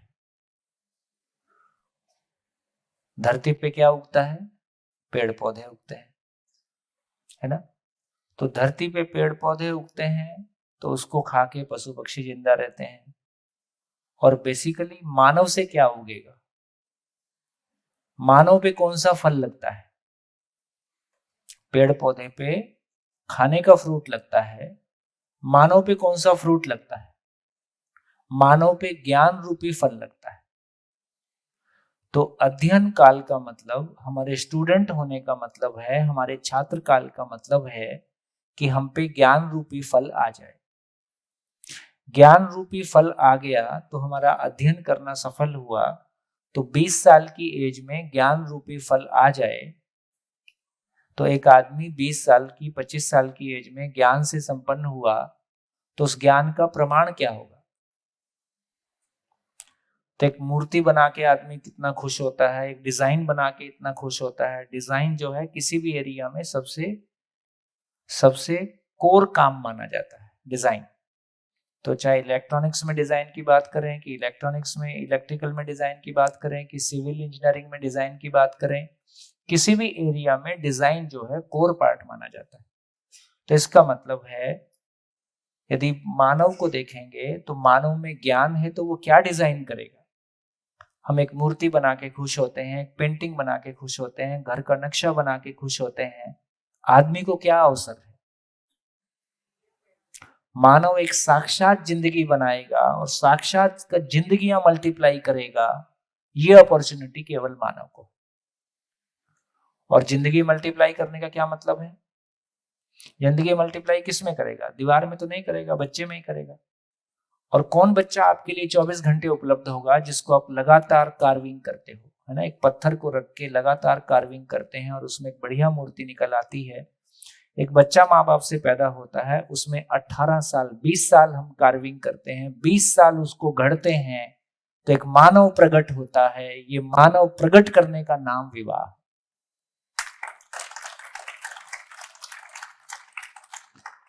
तो विवाह दो लोगों के बीच की घटना है, विवाह दो परिवारों के बीच की घटना है, कि विवाह समाज के बीच की घटना है? अब पता चला कि विवाह एक सामाजिक घटना है ना। कहते हैं ना कि वो बेगानी शादी में अब्दुल्ला दीवाना, शादी दूसरे की है, कपड़े मैं खरीद रहा हूं, 50,000 मेरा खर्चा हो गया। तो क्यों ऐसा अपना पैसा खर्च करके क्यों हम इतना करते हैं? इसका मतलब है कि विवाह एक बड़ी घटना है, विवाह एक सामाजिक घटना है। क्यों 1000 लोग इकट्ठा होते हैं? तो विवाह वो घटना है जहां दो लोग इस बात की घोषणा करते हैं कि हम आने वाली पीढ़ी को जिंदगी देने के लिए तैयार हो गए हैं। इस घोषणा को सुनने के लिए समाज इकट्ठा होता है और उस घोषणा में वो अपना कंधा लगाता है कि आपकी इस घोषणा में जहां भी मेरे सहयोग की अपेक्षा होगी, मैं आपके लिए खड़ा हूं। इसका नाम समाज का इकट्ठा होना है। तो सही अर्थों में विवाह से बड़ी कोई घटना नहीं, परिवार से बड़ी कोई जगह नहीं है, विवाह से बड़ी कोई घटना नहीं है। विवाह सही अर्थों में एक महामानव गढ़ने की घटना है, अपने आप को मल्टीप्लाई करने की घटना है, अपने आप को प्रमाणित करने की घटना है, अपने प्रतिरूप के रूप में आने वाली पीढ़ी को घटने की घटना है। ये घटना तभी संभव है जब वो जिसको मेरे को गढ़ना है वो मेरे पास हमेशा उपलब्ध है। पड़ोसी के बच्चे को मैं नहीं गढ़ सकता, और इतनी उम्र के बच्चों को कैसे गढ़ेंगे? ये पहले ही पके हुए घड़े हैं। इनको तो ये समझ में आ जाए यार, बात समझने लायक है, कम से कम बच्चे समझ रहे हैं तो उनको आशीर्वाद दिए रखे। उनसे झगड़ा ना करें। तो 50 के ऊपर वालों से ज्यादा अपेक्षा नहीं है। फिर भी कोई कुछ बहुत अच्छा एंट्री मारेगा तो ये तो सबके लिए उत्साहजनक बात है। शुरू के कुछ शिविरों में ना ऐसा हुआ कि 60 वाले आके रो दिए, वो तो 1-2 लोग डिप्रेशन में चले गए। तो हम सोचे यार ये बूढ़े लोग के साथ शिविर नहीं करना है ना। तब तो मैं यंग हुआ करता था। तो एक बार ये कंसिडरेशन बहुत गहरे में आई कि ज्यादा उम्र वाले लोग शिविर में ठीक नहीं, क्योंकि ये सुन के कैसे प्रभावित होंगे और इनको लगेगा सारी जिंदगी बेकार चली गई, ये परेशान मत हो जाएं, तो इनको शिविर में ना लाया जाए। धीरे से कुछ 60 वाले ऐसे निकले जो जवानों से भी आगे निकल गए। तो फिर लगा यार ये उम्र का मामला नहीं है, ये जीवन की अपनी जर्नी है। कोई 60 वाला भी, 65 वाला भी, 70 वाला भी जवान हो सकता है और कोई 20 वाला भी बूढ़ा हो सकता है। तो मामला शरीर की जवानी का नहीं है, मामला जीवन की जर्नी का है। जर्नी सबके लिए अलग अलग है, इसलिए उसमें उम्र का कोई मामला है नहीं। तो धीरे से ये बात ध्यान में आई कि बेसिकली विवाह एक बड़ी घटना है। विवाह वो घटना है जहां मैं अपने प्रतिरूप को मल्टीप्लाई करता हूं, और इससे सुखद कोई काम, दुनिया का सबसे बड़ा काम आदमी बनना और आदमी बनाना। बाकी खाना पीना, बाकी जो कुछ भी कर रहे हैं उससे खाने पीने के अलावा, शरीर को बनाए रखने के अलावा कोई काम और नहीं होता है। तो इसका मतलब है कि चाहे विश्व की तमाम बड़ी सरकारें हैं, सारी सरकारों का सारा काम जिंदा रहने के आगे नहीं जाता है। हम कहीं से भी पढ़ के निकले, हम जिंदा रहने से आगे की नहीं सोच पा रहे हैं।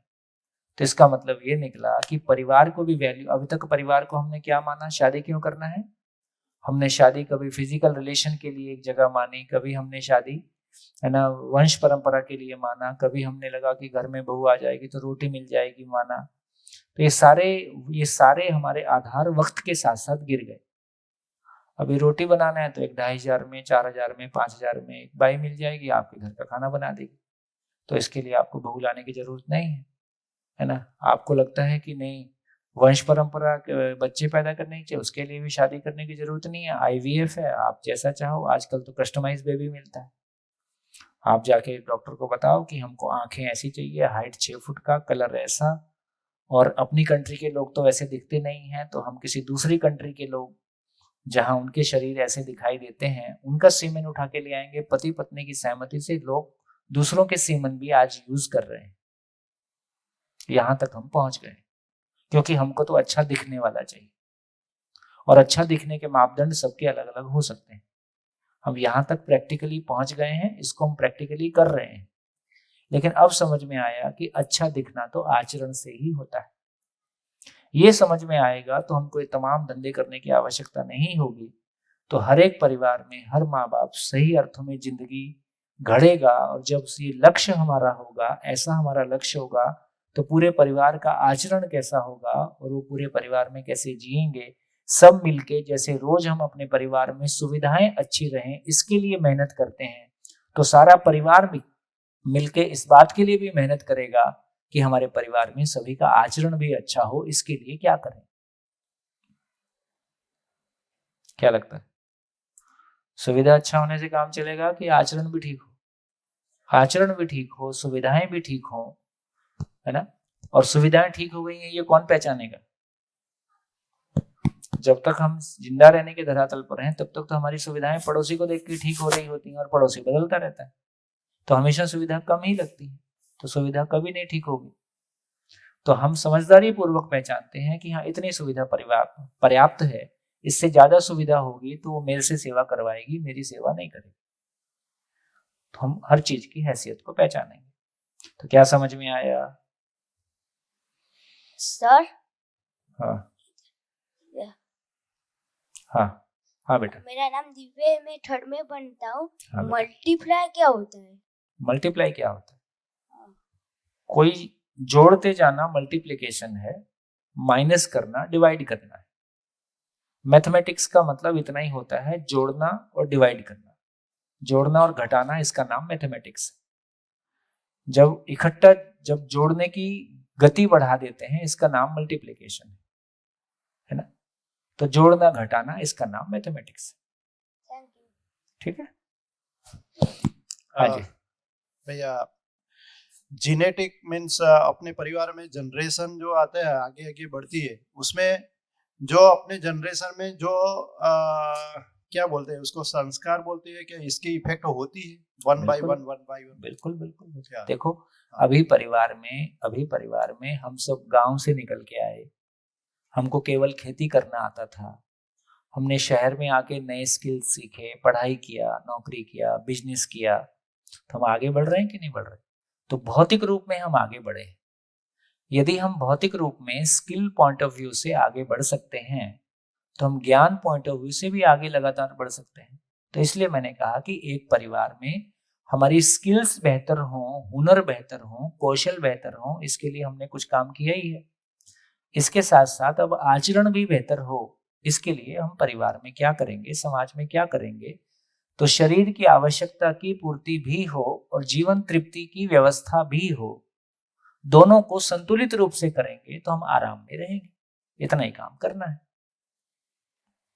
सिंपल काम है ना, इसमें कोई पहाड़ तोड़ने वाली बात। बल्कि अभी हम ज्यादा मेहनत कर रहे हैं, जितनी मेहनत अभी कर रहे हैं इसके आधी मेहनत में ये संसार बहुत आराम से रहेगा।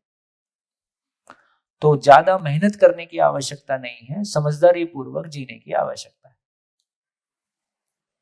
हार्ड वर्क सफल नहीं हो रहा है ना, समझदारी के साथ कैसे जिएंगे, तो क्यों जीना है, कैसे जीना है, इसकी क्लैरिटी होगी तो हम आगे चल पाएंगे। तो क्या निकला? शादी क्या है? शादी क्यों करना है? मानव बनना और मानव बनाना। बस ये मानव बनाने की प्रक्रिया का नाम परिवार है। तो परिवार क्या है? जहां पार लग जाए उसका नाम परिवार है। पार लग जाए का मतलब है जहां बड़े पार लगे हुए हैं, उस परिवार में पैदा होने वाले बच्चों के लिए एक श्रेष्ठ आचरण उपलब्ध है और बच्चों को अपने माँ बाप को देख के लगे यार ऐसा इंसान बनना है जैसे मेरे पिता हैं, जैसे मेरे दादा हैं, जैसे मेरी माँ। तो हमारे बच्चों के लिए हम प्रेरणा स्रोत हो जाएं, हमारे बच्चों के लिए हम इंस्पिरेशन हो जाएं, है ना, हमारे बच्चों की जिंदगी का सही मार्गदर्शन कर सकें। तो सही अर्थों में अभी तक हमने अपने बच्चों के जिंदा रहने में सहयोग दिया है, हम जीने में भी सहयोगी हो जाएं और वो हमारा जीना प्रमाणित हो जाए, इसका नाम विवाह है, इसका नाम परिवार है। जी। आजकल मेट्रो सिटीज में, बॉम्बे, दिल्ली, कलकत्ता, जहाँ पे स्टेइंग कॉस्ट वो सब काफ़ी हाई है कंपेयर टू छोटे सिटीज में। एक कल्चर है, जब भी शादी करते हैं, कपल होते हैं, उनको बोलते हैं दोनों अच्छे कमाते हैं, दोनों प्रोफेशनल्स हैं, दोनों कॉर्पोरेट लाइफ जीते हैं, 5-5 लाख का पगार मिलता है उनको महीने का। उनको बोलते हैं DINK, double income, no kids. हाँ, ओके। आउट ऑफ चॉइस वो लोग चूज करते हैं कि हमको लगता है कि हमको इस तरह से जीवन जीना है, and it's a clear choice. दोनों समझदार हैं, दोनों प्रोफेशनल हैं, दोनों ज्ञानी हैं। Okay. Now in context of जो हम यहाँ सीख रहे हैं, एक है मानव लक्ष्य। तो अगर मानव लक्ष्य ये है और कि ये होना चाहिए, और एक उनका सुख है कि उनका सुख क्या है उसको समझ लेते हैं, उनकी समझदारी क्या है इसको पहले आकलन कर लेते हैं। तो उनकी समझदारी एक ही है कि उनके पास समझ नाम की चीज नहीं है, उनके पास स्किल नाम की चीज है। वो स्किल महीने में 5 लाख पैदा करती है, ठीक है। और उन्होंने भोग को जिंदगी माना है, खाओ पियो चिल करो, और चिल करने में आप किस सीमा तक जा सकते हैं वो मुझसे ज्यादा आपको पता है। तो फाइनली उनकी दुनिया इतनी है कि जो शरीर से खुशी मिल सकती है उसमें कोई बाधा ना पड़े। बच्चे पैदा करना, उनका पालन पोषण करना, इसकी जिम्मेदारी लेगा कौन? पत्नी को, एक बिल्कुल प्रैक्टिकल एग्जांपल्स हैं, पत्नी को पति को देख के समझ में आ जाता है कि ये तो कोई रोल निभाएगा नहीं बच्चे पैदा होने में, और सारी जिम्मेदारी मेरे ऊपर आएगी, मैं क्यों अपना करियर खराब करूं? और तो दोनों की लाइफ की, दोनों की दुनिया ही बदल जाती है। उस दुनिया में करियर, पैसा, चमक धमक, मौज, घूमना फिरना, फ्रेंड सर्किल की अपनी जो भी डायनेमिक्स हैं, वो दुनिया ही वैसी हो गई। तो सारी दुनिया काय की है, जिंदा रहने में कितना मजे लिए जा सकते हैं। तो जिंदा रहने की खुशियों को उन्होंने जिंदगी माना है, उनके पास समझ नहीं है। 50 का होने दो, ये जवानी जाने दो, तो आपको डिंग्स और ये डिंग्स सब समझ में आएगा कि फाइनली ये कहाँ पहुंचे। वो जो अकेलापन है जिंदगी का, आपने केवल शरीर को भोगा है और कई शरीरों को भोग लिया है, कई शहरों को भोग लिया है, कई गाड़ियों को भोग लिया है, लेकिन जीना तो नहीं हुआ। जिंदा रहने का कोई सामान जीने के काम नहीं आता है। यहाँ पे जाके गाड़ी फंसेगी ही, परमानेंटली फंसेगी। आप खूब अब सारे उन पेयर्स को सर्वे करें जो पिछले 30 साल से डिंग्स हैं, अब उनकी जब वो 50 के पार आए हैं तो क्या स्थितियां हैं, जाके देखें। भैया, इंटरकास्ट मैरिज कितना योग्य है और इसके लिए कुछ आप देखिए, पुराने समय में लोग ना ऐसे छुप के बात किया करते थे, इसकी ना लव मैरिज है। 20 साल बाद ये होने वाला है, लोग ऐसे ही बात किया करेंगे, इसकी ना कास्ट में मैरिज हुई। ये इतना बदल जाने वाला है, क्योंकि अब इंटरनेट की यदि और फिर भी मैं ये कहूंगा कि अपनी कास्ट में शादी करना, अपने धर्म के लोगों में शादी करने का अभी पॉजिटिव पार्ट ये है कि हमारी बहुत सारी मान्यताएं मैच करती। सारा खेल तो मैचिंग का है। अब ये मैचिंग नहीं होगी तो हमारी परेशानी बढ़ती है। तीज त्योहार, लेन देन, आना जाना, उठना बैठना, जब शादी करते हैं ना तब बहुत सारे डायनेमिक्स समझ में आते हैं। शादी के पहले हमारी दुनिया कल्पना लोक की दुनिया होती है। तो इस सेंस में कहेंगे, फिर भी दो लोगों के बीच में कोई पसंदगी बनी है तो इंटरकास्ट भी कोई प्रॉब्लम नहीं है और कास्ट भी कोई प्रॉब्लम नहीं। समझदारी नहीं है तो दोनों ही प्रॉब्लम है, समझदारी है तो दोनों ही ठीक है। धन्यवाद, नमस्कार, फिर मिलेंगे ब्रेक के बाद।